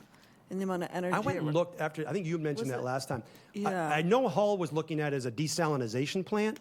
I didn't know Brockton was doing it. RO's expensive. There's no doubt about it. I mean, if you think about the pore size to get salt out of water that it's going to take, it's a very, very, very small pore size that you're having to put a vacuum on the backside to pull the water through that. That's where that energy comes. So what is it about RO that we would need to think about using it in our situation? So what I guess would- I'm like, is that just, Sure. I don't know where that lands or why we would do that. So what would drive you to RO, what I think will drive us to the conversation, because RO is estimated, I think, it's on the CIP, I think it was like $60 million. So what would drive you to a conversation about RO is some ancillary thing that's going to do that. PFOS, PFOA being one of them. You've got two ways you can get, if DEP comes through and says, treatment plants, not just ours, have to remove PFOS, PFOA to drinking water levels, then we're going to need to find a solution to do that. That's going to be either GAC or RO. GAC is the granular activated carbon we talked about. RO is reverse osmosis. GAC would probably be less expensive. RO provides the ancillary benefit of what we just talked about. And that's the conversation the community will have to have in terms of what it wants to do. RO also deals with, to date, RO is the state-of-the-art treatment system. So basically anything that comes up as a future problem that we can foresee now, the only treatment solution that I know of now to that is RO. So once you've done it, you're kind of good. You know what I'm saying? So again, I'm not trying to tell the council which of those options it would want to take, but that's what would frame that conversation as you went forward for RO. And to make our water to be able to be used in our homes as drinking water, we would have to use RO to do that? So right now, as I said, the example that we have on the table is California. Mass is still developing its regulations. Texas is more lenient than California is, so I tend to go with the California example. California has an aerobic system, much like our Barnstable, an MBR, like we're doing, a reverse osmosis system, advanced oxidation UV. What we will have if we went to an RO system and doing nothing else is our Barnstable, an MBR, reverse oxidation system. We currently have a chlorine contact tank. We would go to, at that point, and that $60 million includes the cost to switch over to UV and advanced oxidation. At that point, we've got the California treatment stream. So at that point, it then can go to a water treatment plant, go through the water treatment plant processes, and as you know, the Mahar plant, those of you who visited, saw the Mahar plant and what it does, it'd go through those processes, and then it would go into the home. But again, that's what the state right now is working on, is what do the regulations look like, and what does that treatment train look like in terms of what it has to be? And that's what we're working with them on. And do you think that the changes at the federal level will impact the cost positively, meaning lowering costs of some of the RO systems, or do you think it'll actually make it more expensive because all of a sudden everyone's going to need to be doing it so they can monopolize on the fact that we all need it? I think a little column A and a little column B. I'm sure there'll probably be some economies of scale that come from it. The more technology tends to be, the more it exists in the world, it becomes more efficient, less expensive. However, to your other point, supply and demand, as we're seeing in construction costs right now. Why are construction costs really high right now? Because we have a $1.4 billion project. Yarmouth's got a $500 million. We're all doing construction right now, and supply and demand comes to bear. Council Lucky? Thank you. Yeah, no, I think your idea about making it a commodity is a fantastic one. I mean, we get oil from Saudi Arabia. Why don't we ship our water to Saudi Arabia? I mean, they have to do reverse osmosis, don't they? I mean, they probably have desalination. I'm guessing they do I would desal, think. but I don't know. I mean, that a for lot of the fact. countries over there. I mean, I really think you're onto something, looking at it as a value added and a commodity. And I think that's something we should work towards. I think that's a great way to look at it. Either we use it ourselves or we export it in some manner. You mentioned Arizona, At one point in time, about a year ago, I read a study about people trying to out west grab water from the Mississippi River and pipe it all the way across, Right. which was, to me, just weird. But maybe we're getting there. I mean, maybe the West is that deprived, and we all know our climate is changing. I'm not here to tell you why it's changing. I don't want to get into that fight. But it's changing, and maybe we're going that direction. I don't know. Yeah, I no, just I know think that we have it's potentially exciting. too I much of a think resource. Yeah, I think it's exciting, and I think you're onto something, and I encourage the continued thought. I think it's great. Thank you. Yeah, they're all fighting over the Colorado River, actually. It's really sad. Anybody else? Thank you. Oh, Councilor you Clark? have one more? I'm sorry. Sorry. I'm just thinking, if we export it too far, then will it affect our wetlands and the ecosystems here? And that's part of the whole conversation that has to happen regarding, that's part of what's going on DEP. One of the things that they're looking at is there's a wetlands group as part of that conversation, looking at even things like the withdrawal wells from the mounding. Yes, we're causing artificial mounding, but does that now, that conversation, that's wrapped into that conversation. So an option's not going to be able to come to you until it clears those kind of hurdles. Thank you. Anything else? I think we're good. Thank you very much. Thank you. Thank you, Rob. So our next speaker is Kelly Colopy, and she's the Communications Manager for the Department of Public Works, bringing 15 years of public relations and digital marketing experience, including work with Cape Cod Healthcare and Cape Air. Kelly is leading the communications and public outreach efforts for the Comprehensive Wastewater Management Plan.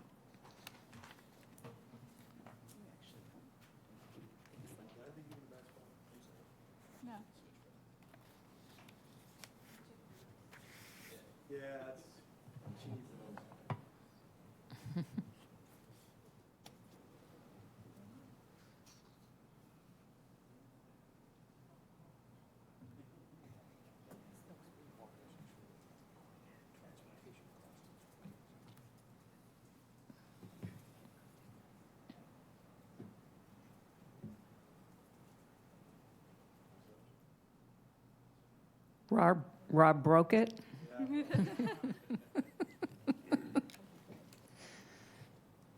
go.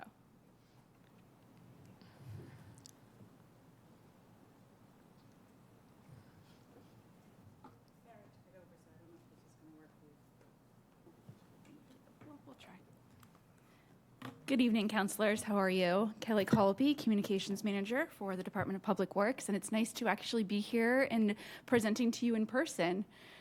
Tonight, I'm going to just open briefly with a little bit of background on the watershed permit. I know that our town engineer, Griffin Bowden, has spoken about this previously, but it is certainly a question that I am asked very often about in our outreach meetings and just general conversations with our constituents and residents here. So we did receive, the town received a copy of the Title V amendment to the regulations and the watershed permit regulations back on June 22nd of 2023.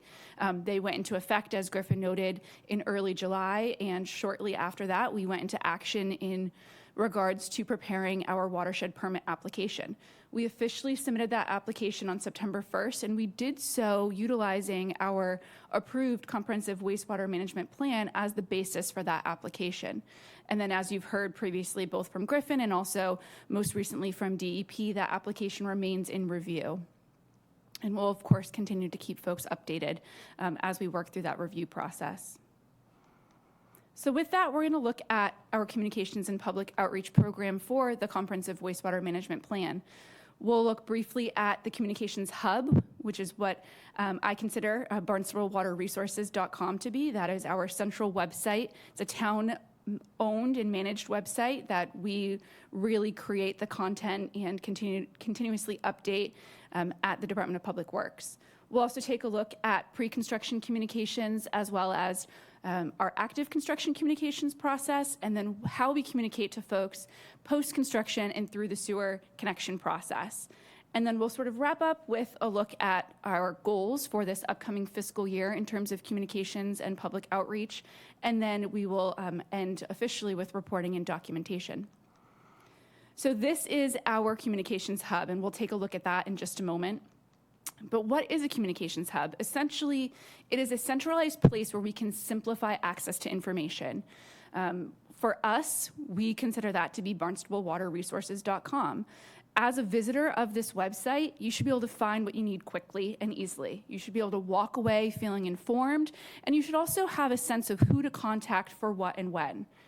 As a manager of the site, primarily being DPW, we want to leverage the analytics that we get from this website. We want to know what messages are resonating most with the users, what pages are they clicking on, where are they spending the most amount of time. Is there somewhere where they're sort of dropping off on the website where we can increase engagement and keep them on site longer? We also want to use feedback both from the digital analytics, but also as we're speaking with residents in real time to refine our content and make changes to the site on an ongoing basis. And ultimately, we want it to be a one-stop shop. There is a lot of content on this website, and I'm going to see if I can click over and just give you a brief look at it. I don't know if it's going to work or not. Doesn't look like it's working. Do you want it?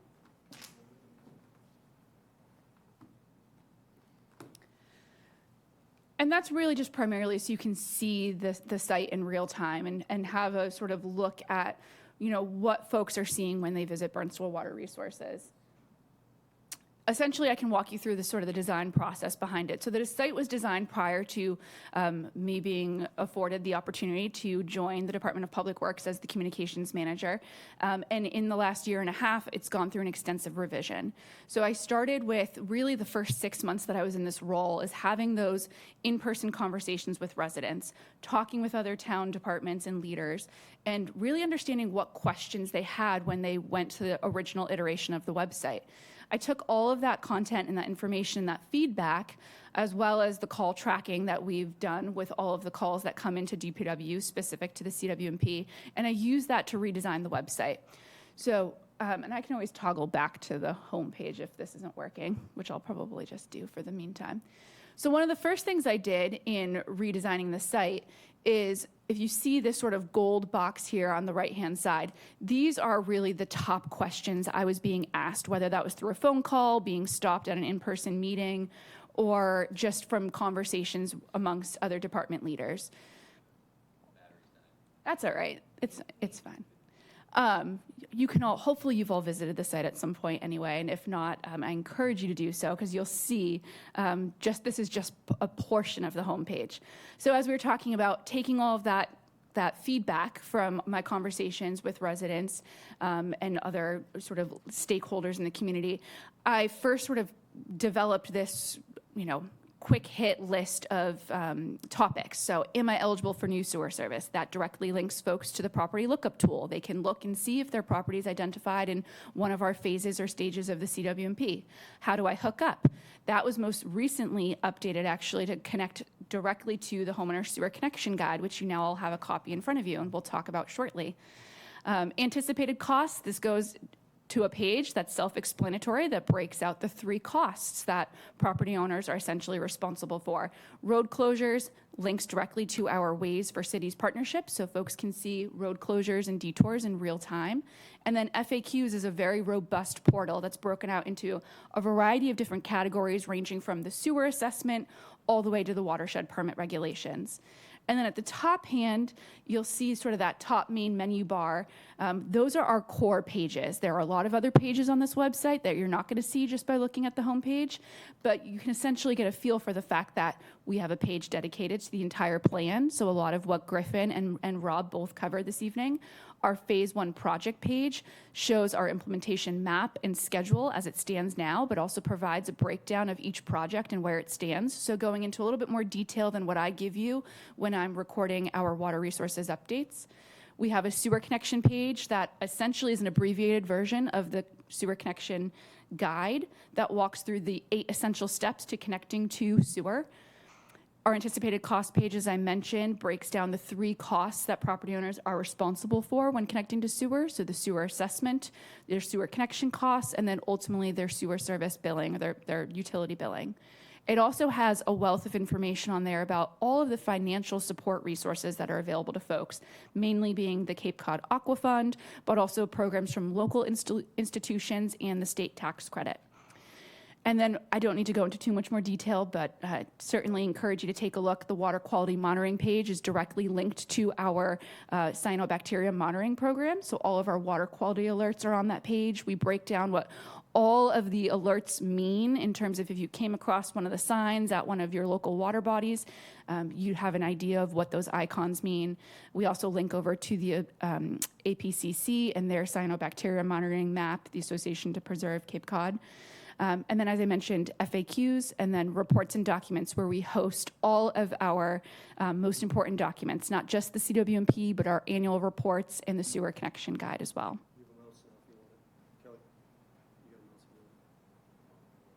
It's fine. It's fine at this point, yeah. So we'll move over to pre-construction communications. So the goal of our pre-construction communications is really to anticipate concerns from folks, whether that's what are the road closures that are going to impact me, what is construction impacts, what's actually happening in the roadway, and then ultimately, transparently communicating to people details about the project. What's the schedule look like? What are your expectations in terms of living and breathing and sort of working around construction? I joke sometimes that I was awarded this position because I am a resident here. I live off of Chute Flying Hill Road. My son goes to daycare on Finney's Lane, and then I work on Falmouth Road at the DPW office. So I truly am living this life around some of the most impactful construction projects. So I take that and I really try to internalize it, but also use that information to make sure that our residents feel supported as we walk them through this communications process. So each project we start with review. We identify areas of sensitivity. This might be business, locations of highly trafficked business institutions, but can also be things like ponds, lakes, culverts, residential communities and associations.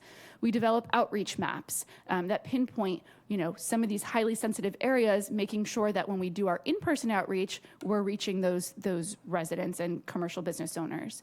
We also use those outreach maps to identify locations where we may need enhanced signage. A great example would be Cape Cod Package Store. We worked really closely with them to increase signage when we were doing construction on Route 28 to ensure that there wasn't a legal cut through of traffic through their parking lot, and also to ensure that folks knew that they were open during construction. And we've done that for a number of businesses and other, various locations. And then we also develop a communications plan. And sometimes it's not just the sewer project as a whole, but a piece of the project. When we did the horizontal directional drilling as part of Strawberry Hill Road, we developed a specific communications plan just for that one aspect of this larger sewer expansion project. And that was important to us because there was a lot of various businesses that were going to be impacted. And it was also a new sort of, not technology necessarily, but a new way of doing the construction that the community may not have, been aware of. So it provided an opportunity for education. From there, we move into the project notification process, and you're going to be seeing this in real time again as we prepare for the Centerville Village Sewer Expansion North Phase this coming fall. Each project starts off with a notification letter sent by DPW, sent certified mail to all property owners identified within a sewer expansion project.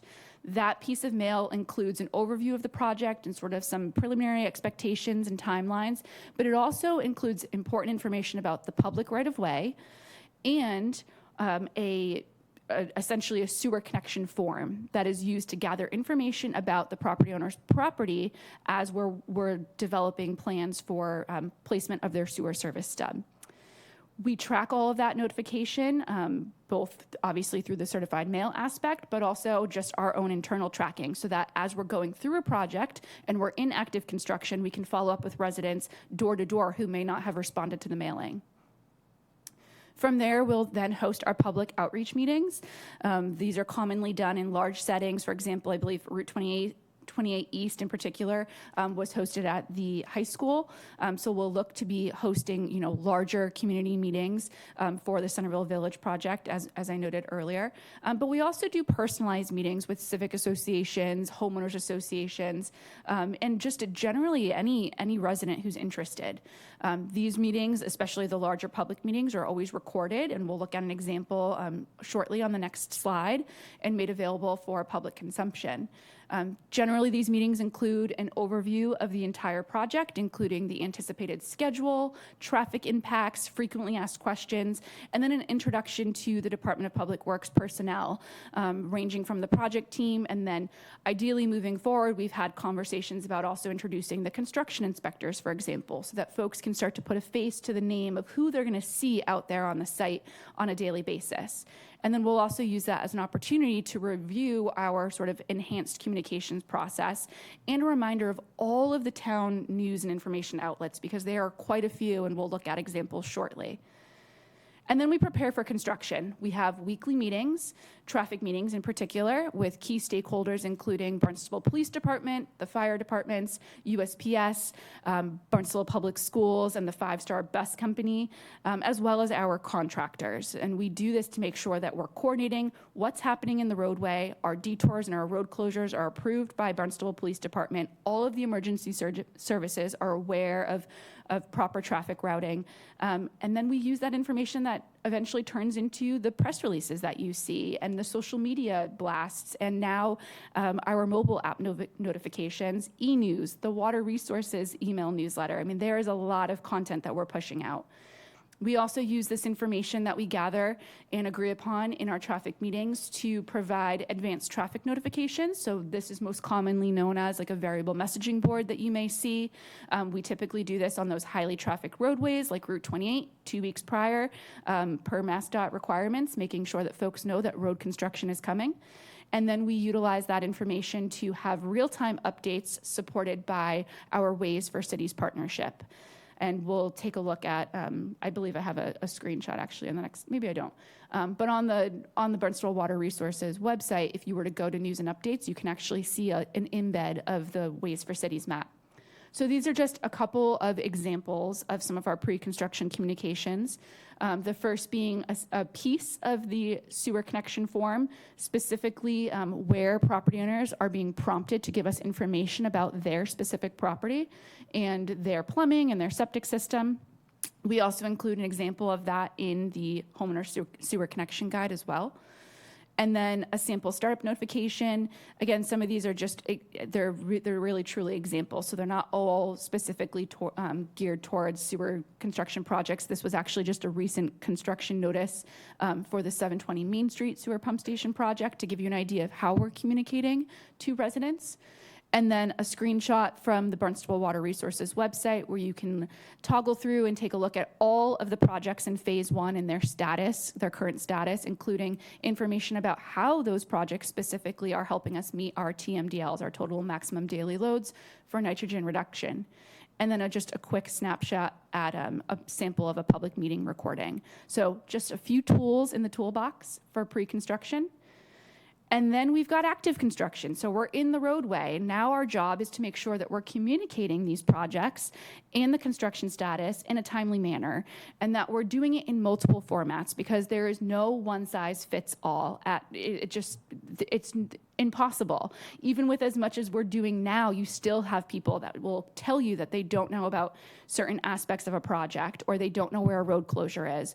So we certainly try to vary the outlets that we're using to make sure that there is widespread awareness across the community. And we do this in a traditional methods, of course, with media releases, with local radio, much of which are picking up our media releases on their own, but we also have some partnerships with some local radio stations in particular, where we're supplying traffic information, mailings when appropriate, and then signage, both project-wide, but also we've done neighborhood signage, and as I mentioned earlier, business-specific signage as well. Digital communications, I have Barnstable Water Resources bolded because, again, that is our central hub. That is our source of truth. It's where I want everyone to be going and feeling comfortable using that site to get real-time information about our construction projects, but also about the comprehensive wastewater management plan as a whole. We also have, and I don't need to read all of these, but hopefully you're familiar with all of them at this point, our weekly e-news that is developed by the town communications team. Barnstable Water Resources also has its own newsletter, and we've got about 1,500 subscribers at this point who subscribe to that, and that is an issue-based newsletter that we specifically will utilize to communicate really key messages and project updates. And then, of course, the town app, Ways for Cities, as we talked about, and then the use of QR codes. This is something that we've been developing on some of our more recent communications materials to really track how we use individual landing pages on the website to drive engagement. So, for example, we'll have some when we're promoting the sewer connection guide, but we've used that previously for other specific project updates. And then our in-person outreach consists of course, the town council briefings and our water resources updates, which are recorded and made available. But as I mentioned, we have ongoing meetings with neighborhood associations, various businesses, civic organizations. I mean, sometimes we're getting invited to annual homeowner association barbecues, which is always fun. This is kind of that ramp up time of year where our second homeowners are here and we're invited to come and speak to folks on a wider level. And then we also have a CWMP public workshop series that we've started. Most familiar to you may be the one I've spoken about in our water resources updates at the Barnstable Adult Community Center. And we'll talk about how we're looking to expand those in just a moment. And then our door-to-door outreach. So ahead of any major traffic changes or construction changes, we will go door-to-door with notifications similar to what you saw on the previous slide. And then property owner phone call and email tracking. I have a robust database that I started the day I joined DPW, and I started having phone calls handed over to me. And I track these phone calls and emails that come into me, and they're specific to the CWMP and sewer expansion, so it's not everything DPW-wide, but I track them and I categorize them so I can see where sort of the hot spots are, where are the trends, what are people asking about? Is it about the sewer assessment? Is it about traffic conditions or road conditions? And then I utilize that information, as we talked about earlier, to make changes and adaptations to the Barnstable Water Resources website. And then we have a variety of customized tools that we use as well. We've run ads on the Barnstable Government Access Station in between different recordings. I've been a participant on the Discover Barnstable podcast. We actually have a new one coming out soon regarding the sewer connection guide. We have our new Waterworks series that we've started in collaboration with Barnstable Government Access, and this will be used to really educate folks on very specific topics. Most recently, we did that with the nitrogen project and the water pollution control facility upgrades. And then we also have a local business toolkit that was developed. And this really came out of the relationship that I started building with Cape Cod Package Store in particular, because they had, a very real need to have traffic maps that were custom to them, that allowed them that they could broadcast in their store on all of their various screens that they could share on social media. And from that sort of working relationship, I started developing social media postings, sort of templated postings, and also best practice documentation. And I've shared that with other businesses and sort of expanded that reach. It's something I'm looking forward to expanding further, especially as we're working in areas where we do have a lot of business institutions. But it's always nice to give them a little something. We're impacting them, so whatever we can do to help them communicate to their customers is vital. So just a quick look at some of the active construction communication samples. Again, I don't have to go through all of these, but you can get a sense of what we're talking about here in terms of access notifications that would go door to door. We've got a look at some of the custom maps that we've made. This is actually for a school or a preschool and daycare. We've had, of course, we mentioned multiple iterations on the Discover Barnstable podcast, a quick look at our Barnstable Water Resources email newsletter, and then just a sample of what some of our app notifications look like on the My Barnstable app. And last but not least, the post-construction and sewer connection communications process. So at this point, we are actively doing this right now. I mean, Griffin has mentioned that we've had our first residential connection into the Strawberry Hill project. Both of our projects, Strawberry Hill Road and Route 28 East, have been completed on time and on budget. So now we're moving forward from communicating about that construction to how do I connect? Where do I go for information? The biggest piece of that really for us at DPW, because we're the implementer. So our work essentially is to get that sewer infrastructure in the ground, ensure that there are sewer service stubs at the properties that are eligible to connect to sewer and that have been identified in that project, and then essentially sort of hand them off and help them walk through the sewer connection process. From there, we send out a project closeout letter.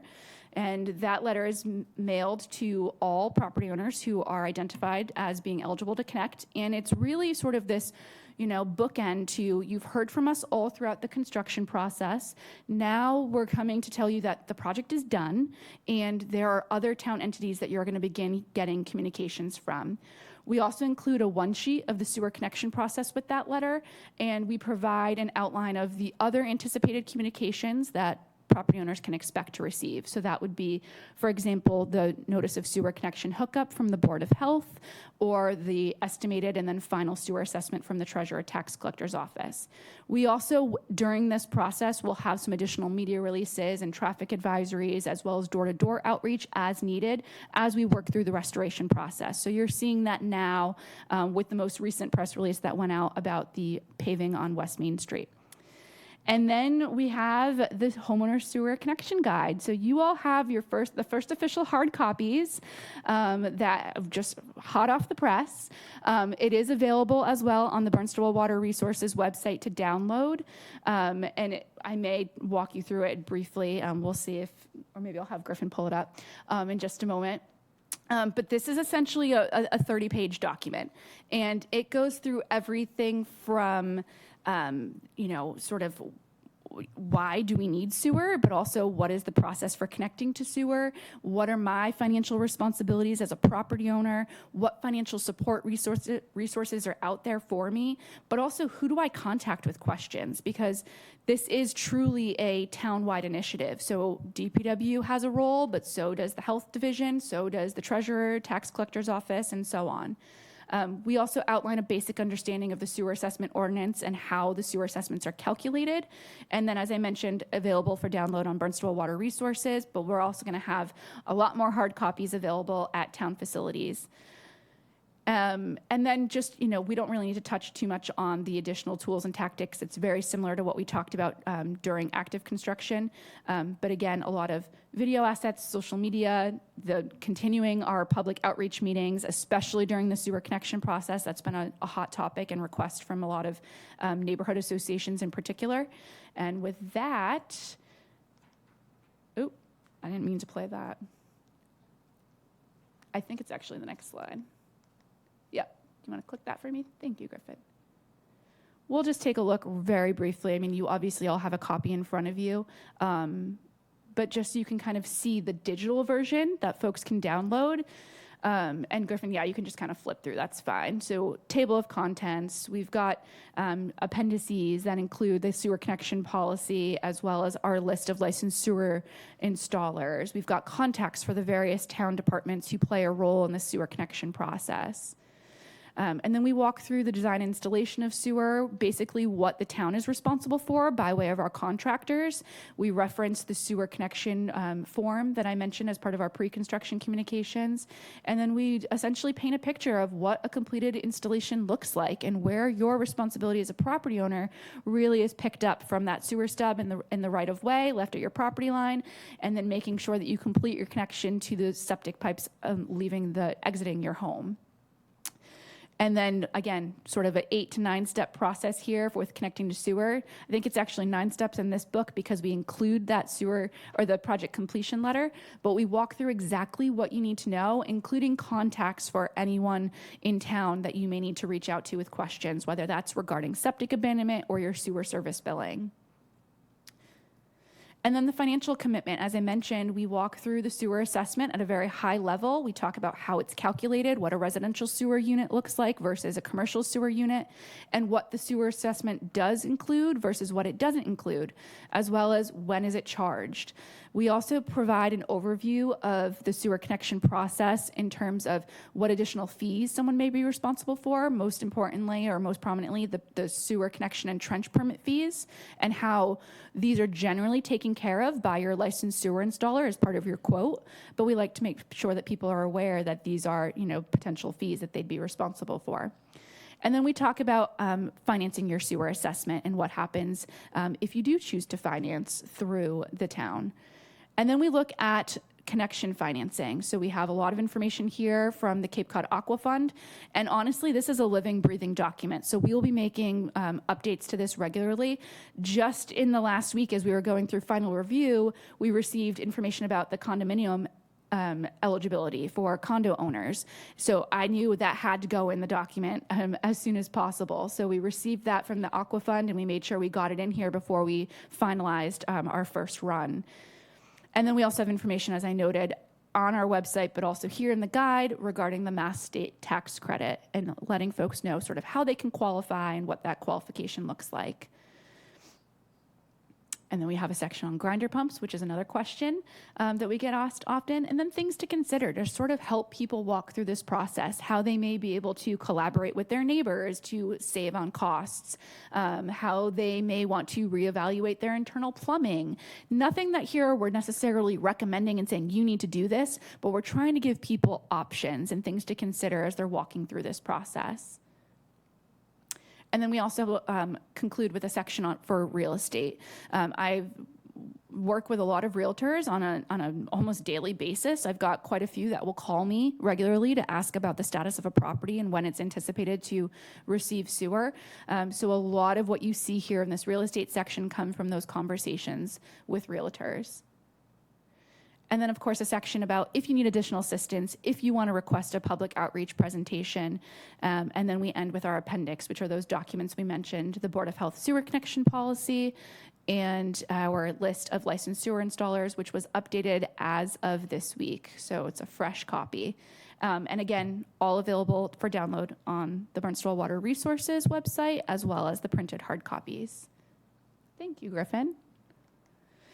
All right, so to wrap up, fiscal year 2025 communications goals. Any good communicator knows that there's, like I said, no one size fits all, but you can't just, set it and forget it. You constantly have to be reevaluating how you're communicating to your public. So this is also part of our annual report, quite frankly. We have communications goals in there as well. So it's just a good practice to make sure that we're constantly evaluating and adapting to the needs of our public.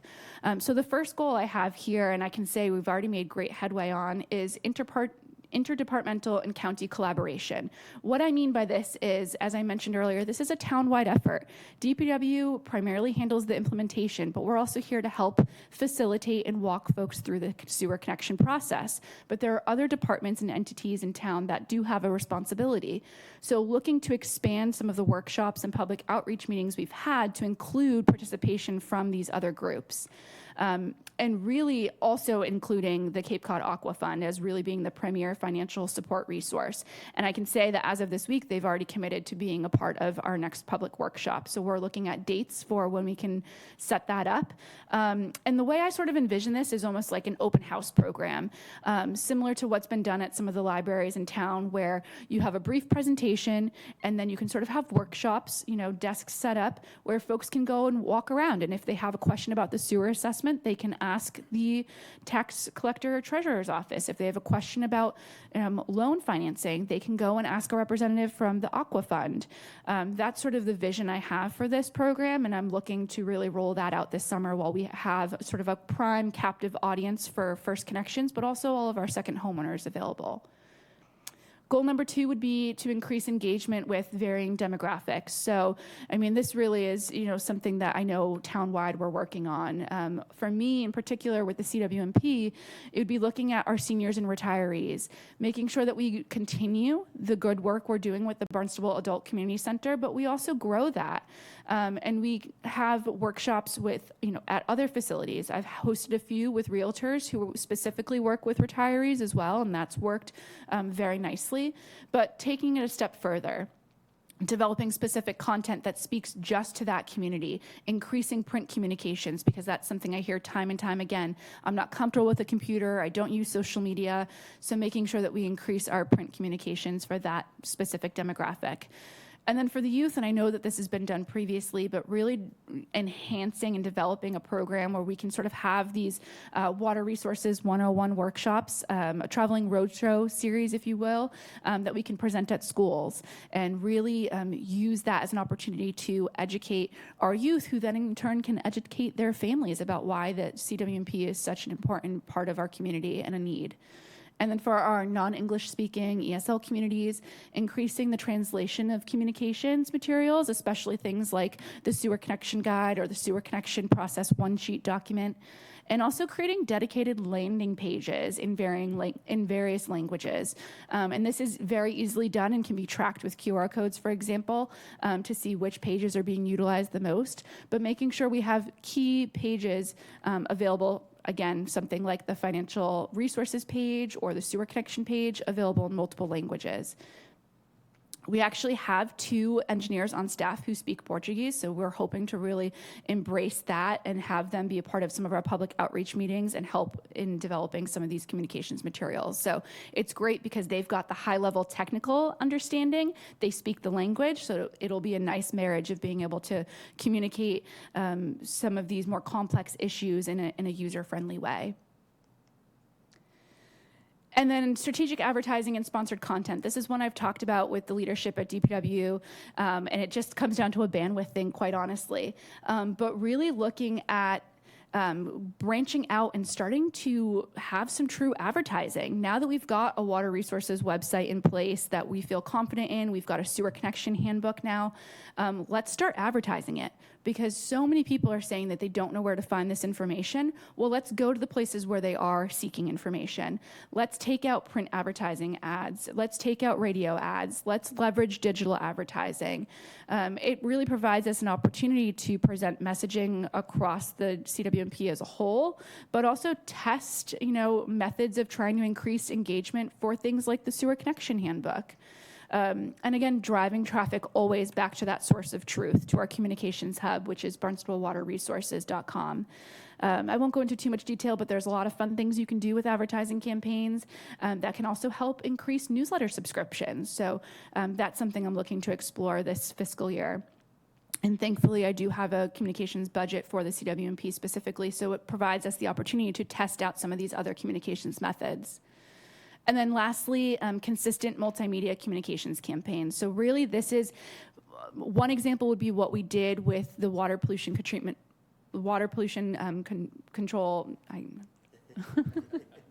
Can you tell I'm pregnant? The wastewater facility and our nitrogen project. Most recently, we put together that series of videos, the Waterworks videos, and then we also sent out a Barnstable Water Resources email newsletter. So we sort of started building these multiple realms of communication. I'd like to do that on a broader scale. So not just with what we're doing at the treatment facility, but also sort of on an issue by issue basis, whether it's looking at some of the the innovative solutions, the non-technical solutions that we're using, or just drilling in on stormwater, for example, or drilling in on one specific sewer expansion project, really building out campaigns for each of these projects and doing it across multiple forms of communication. And we are doing a lot of this, but I'd like to just do it in a more consistent manner. And then lastly, reporting and documentation. So Griffin mentioned as part of our consistency plan, the 208 plan consistency, we are required to submit an annual report every year. So we do this, and they are available for download on Barnstable Water Resources. It includes everything you see in that bulleted list there, plus some. And we are actually in the midst of preparing our current fiscal year annual report, the 2024 annual report. So we'll have that shortly, by early summer. And then we also are required to submit a 5-year adaptive management plan. This will be reported and sent to Mass DEP. You've heard a little bit about this already.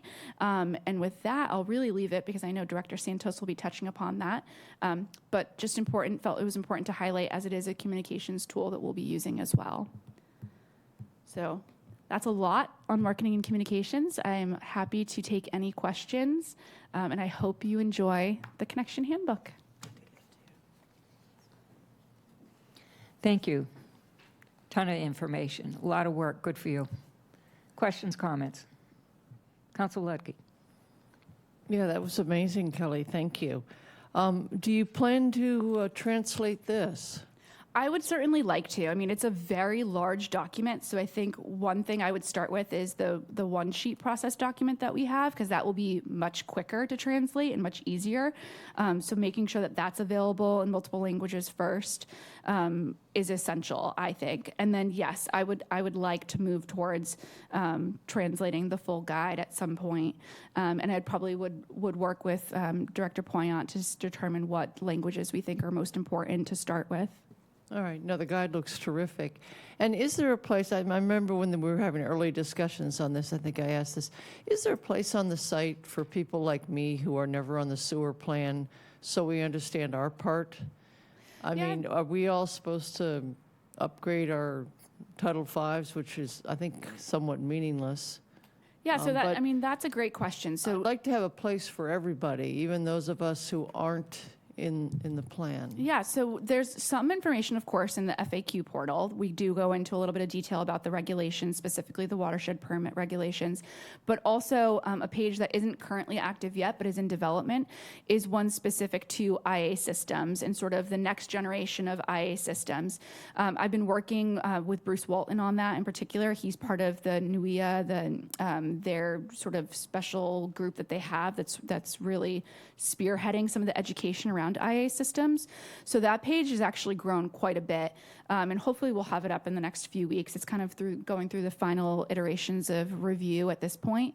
But not only will it talk about IAs, but it'll talk about things like urine diversion. It'll talk about various other tools and tactics that someone who may not be receiving sewer can consider when they're looking at their own wastewater impact. No, that's great. I communicate with Bruce all the time. Yeah, he's fantastic. And I know in my particular precinct, there's an enormous segment of it that is not in the sewer plan. Yes. So it would really help people who are facing that. I'm at this point. It would give them some guidance. So I'm so glad you're considering that. Yeah, absolutely. Yeah. Thank you. Any other questions, comments? Council Clark? Thank you very much, President Penn, and thank you. Nicely done here with this handout. And I'm learning something already. I didn't know there was such a thing as a homeowner credit. And going to Councilor Lutke's point about areas in town that will not likely get the sewer, maybe a tab could be not only including the IAs, but this homeowner's tax credit and options for people who will not be sewered, but the IAs and credit and other options if they are due to renew their septic systems. Yeah, absolutely. And, on the anticipated cost page on the website, we do break out the Aqua Fund. Cape Cod 5 does have a program as well. And then we do have a section about the Mass State tax credit there. But to your point, we can do a better job of highlighting that while a lot of these tools are to help folks who are being mandated to connect to sewer, they are also, in most cases, usable for folks who have to update their septic system. So that's a really good point. All set? Guys good? All right, thank you. Thank you.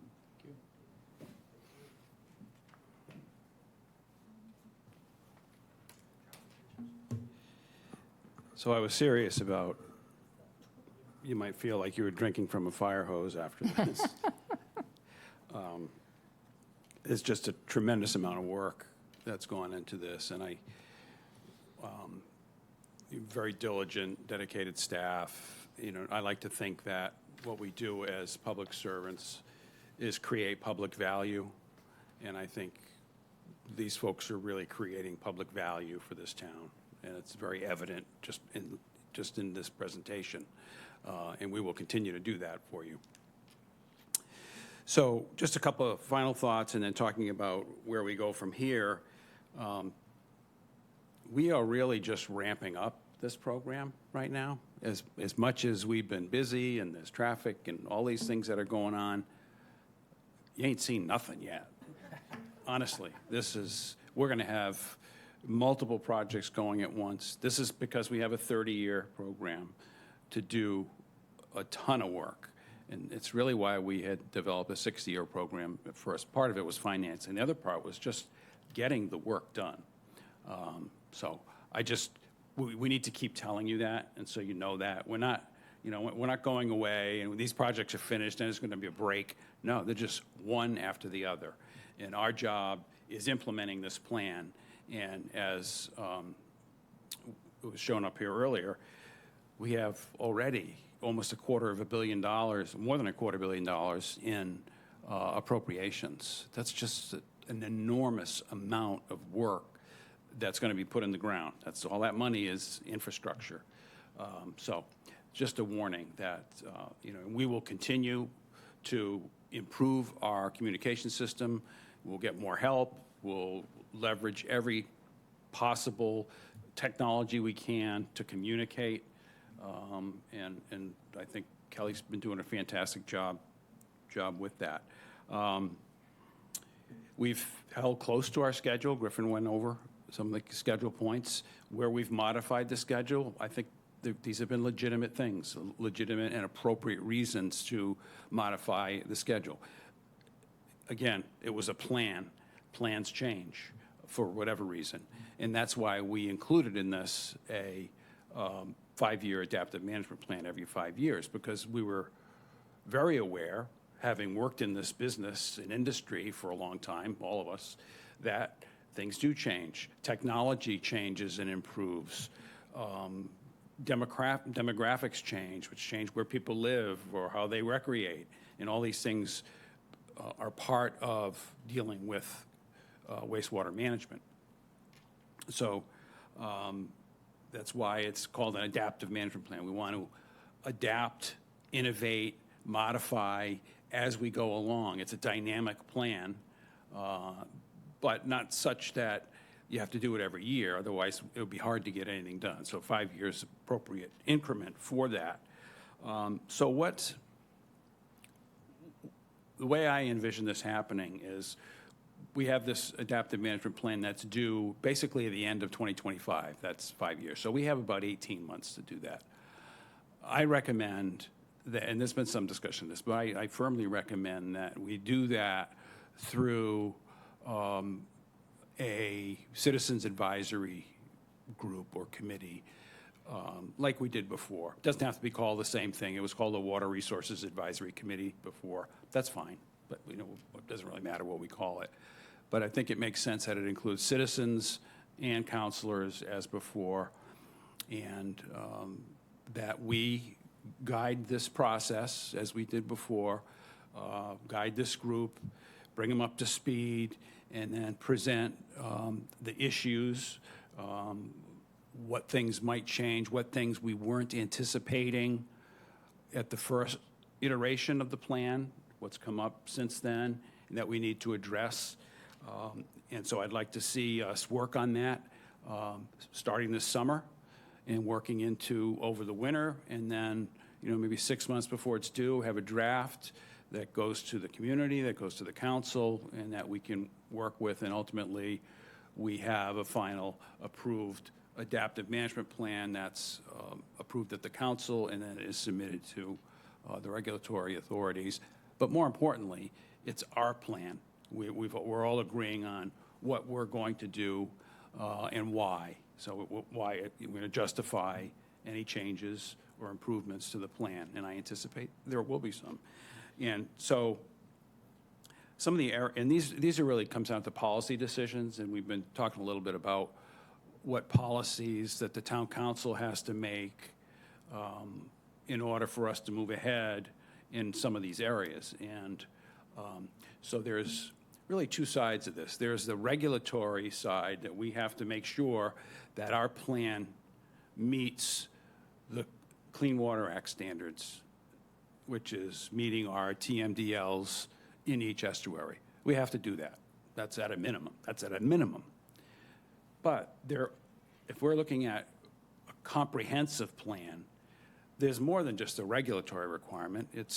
Are there other things that we want to do that are good for our community that are related to wastewater, water resources that we want to include in the plan or address otherwise or make policy on? And so, as we've talked about in the past, and you've seen here, the plan was primarily focused on nitrogen in estuaries. Well, and it did address drinking water supplies and freshwater ponds to an extent, but those don't have a TMDL. There are certainly drinking water standards, but freshwater ponds don't have a TMDL. They may in the future, but we may want to address them differently as we move ahead. One of the things that we're doing is every year, thanks to you all, we have been analyzing ponds and then developing management plans. Now, those management plans are going to have recommendations, and frequently, I think they're going to be removing wastewater from the watershed to those ponds. Not always. We've seen that already, that it's not necessarily wastewater that's driving the health of a particular pond. So there's other things we can do that are beyond the minimum. For example, there are still cesspools in the town of Barnstable. We may want to talk about making policy that working with the Board of Health, because we have to work with the entity that has jurisdiction in these matters, but the community may not want to have cesspools in the future. We continue to put Title V systems in areas that we're going to sewer eventually. Well, that doesn't necessarily make sense. Why do we continue to put high levels of nitrogen in the ground through on-site systems when alternatives are available? And Rob talked about this, and Griffin talked about this. There are IA systems that do much better nitrogen removal than a Title V system. Now, they don't do zero, so it's not like treatment at the treatment plant. But if there's areas where there's going to be Title V systems, why not put less nitrogen in the ground? Because it's a lot cheaper to not put it in the ground than to remove it later. So that's the use of, you may require, and other communities do this. And I'm not saying we should do this. I'm saying these are areas of policy discussion that with this advisory committee, we should talk about these things as part of our updating of our comprehensive plan. Another area with innovative systems is, and Rob talked about this, the travel time. So if we have a block or neighborhood that has septic systems that's in Marston's Mills, and it's an 80-year travel time, or we even say 30-year travel time, and these were put in the 70s and 80s, this nitrogen is going to keep going towards those water bodies for decades. Now, we're required, as part of our plan, to stop the source. That's really what it's about. By putting in sewers, by doing what we're doing, we're stopping the generation of nitrogen. But you've got 10, 20, 40, 50 years of the nitrogen that's in the ground moving to those water bodies. So, and already you're seeing impacts in the water bodies. So are they going to be able to tolerate 40 more years of nitrogen? So do we have a policy that requires upgrading systems that are near these water bodies, say, 1,000 feet, a half a mile, whatever it is, so you're reducing the nitrogen right at the water body. So you're stopping it at the source up in Marston's Mills, but you're also addressing what's going directly into the water body, Prince Cove, from the homes that are close by, that get there in weeks or months rather than years and decades. And this can go for ponds as well, because ponds, it's a phosphorus issue, and that's why you may want to have upgraded requirements for on-site systems around ponds and they're starting to get treatment with phosphorus treatment with systems. So we want to be continually aware of technology so that we can utilize it. Maybe it's not this 5-year period, but maybe the next one. Maybe in 10 years, the phosphorus systems will be great, and we want to implement those. So contaminants of emerging concern.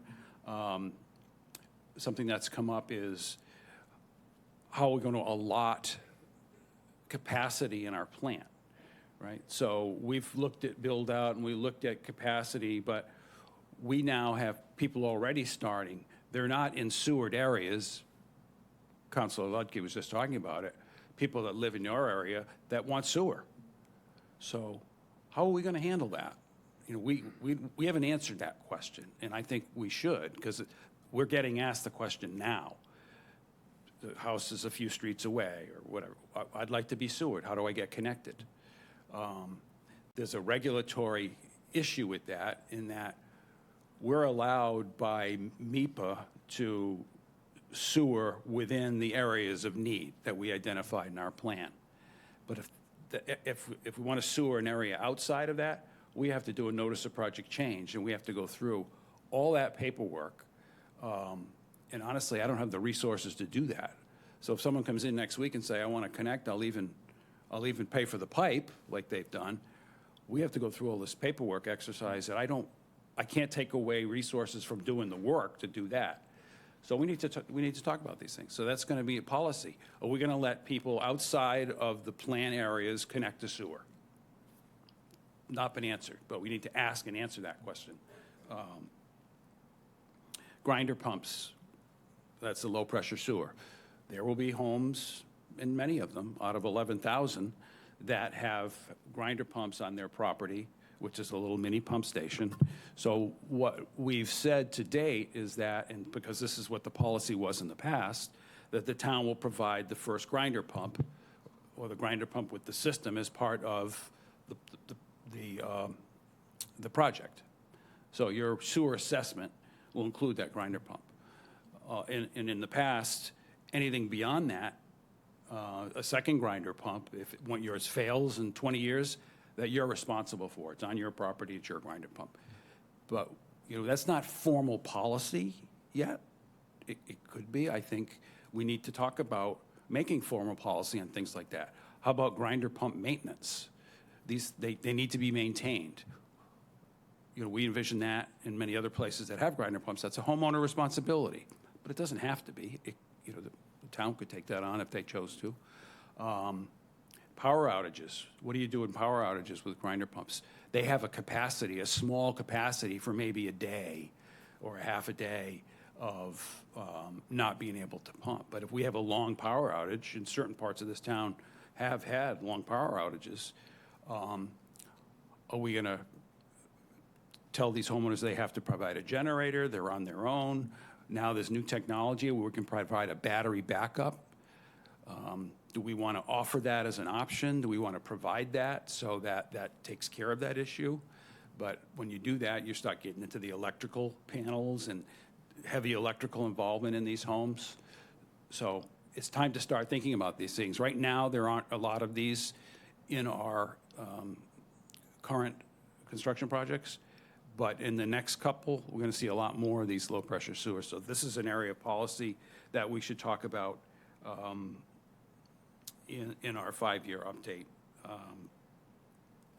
So I think those are the issues that we should be addressing in the 5-year plan through, if it's the way you all see it, through a committee of citizens, because it is so important to this community. They, I think they should be involved, as I imagine you do.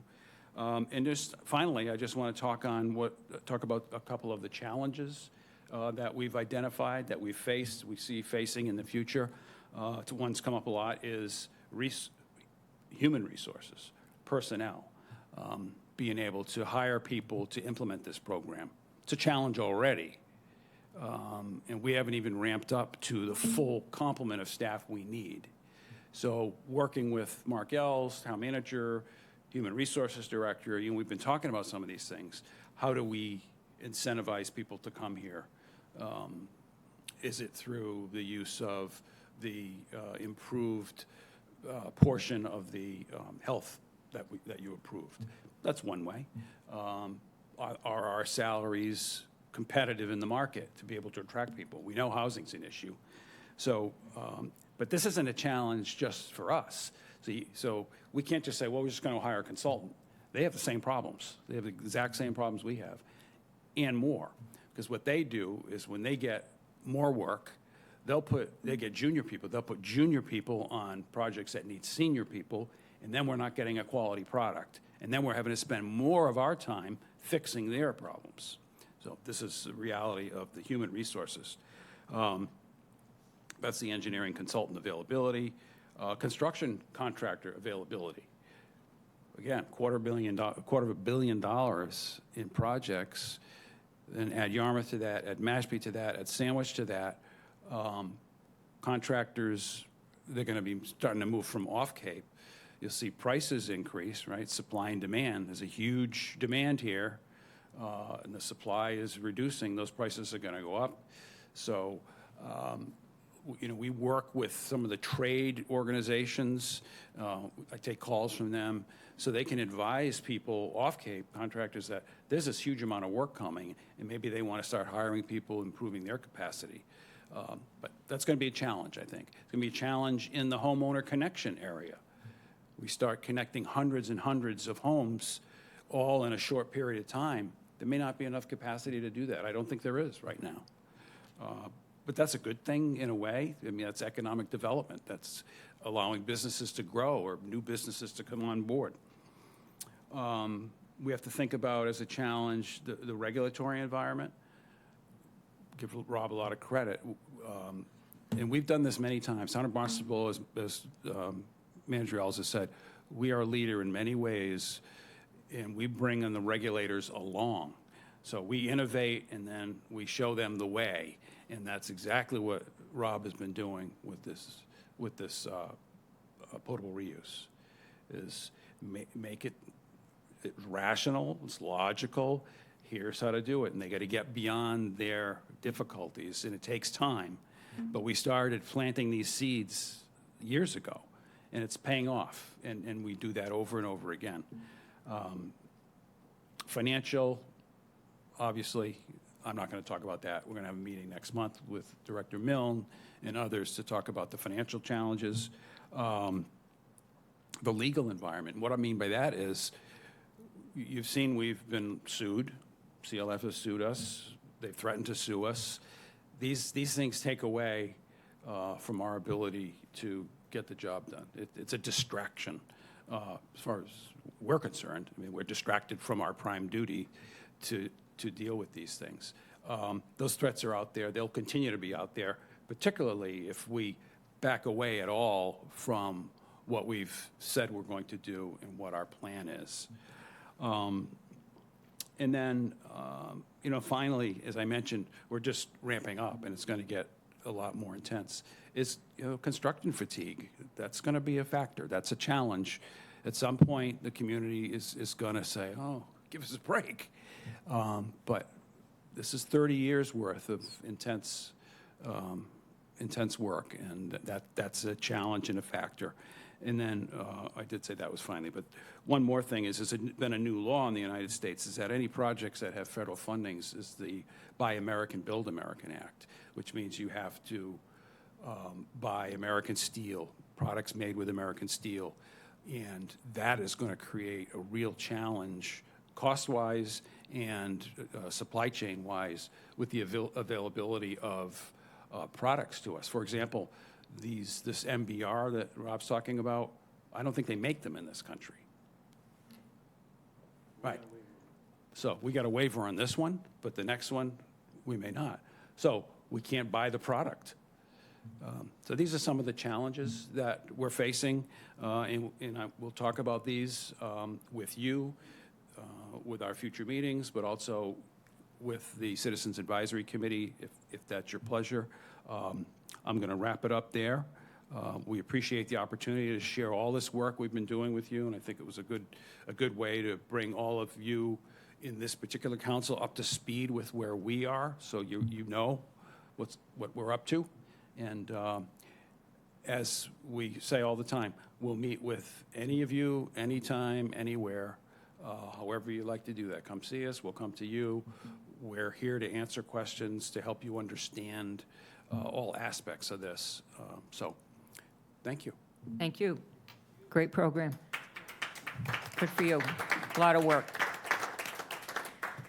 Anybody have a final question for Mr. Santos? No. Great. Okay, so I move to go into executive session pursuant to General Law, Chapter 30A, Section 21A3, to discuss strategy with respect to litigation, since a discussion in open session may have a detrimental effect on the litigating position of the town and town council. Specifically, the council will discuss litigation strategy with respect to Park City Wind LLC's proposed offshore renewable wind project in the town. The council will not return to public session after the executive session. Is there a second? Second. We have a motion and a second. We need a roll call. Counselors, Bloom, Yes. Burdick, Yes. Clark, Yes. Crow, Yes. Levesque, Yes. Ludke, Yes. Penn, Yes. Schnapp, Yes. Starr, Yes. Tamish, Turkelson. Yes. All set.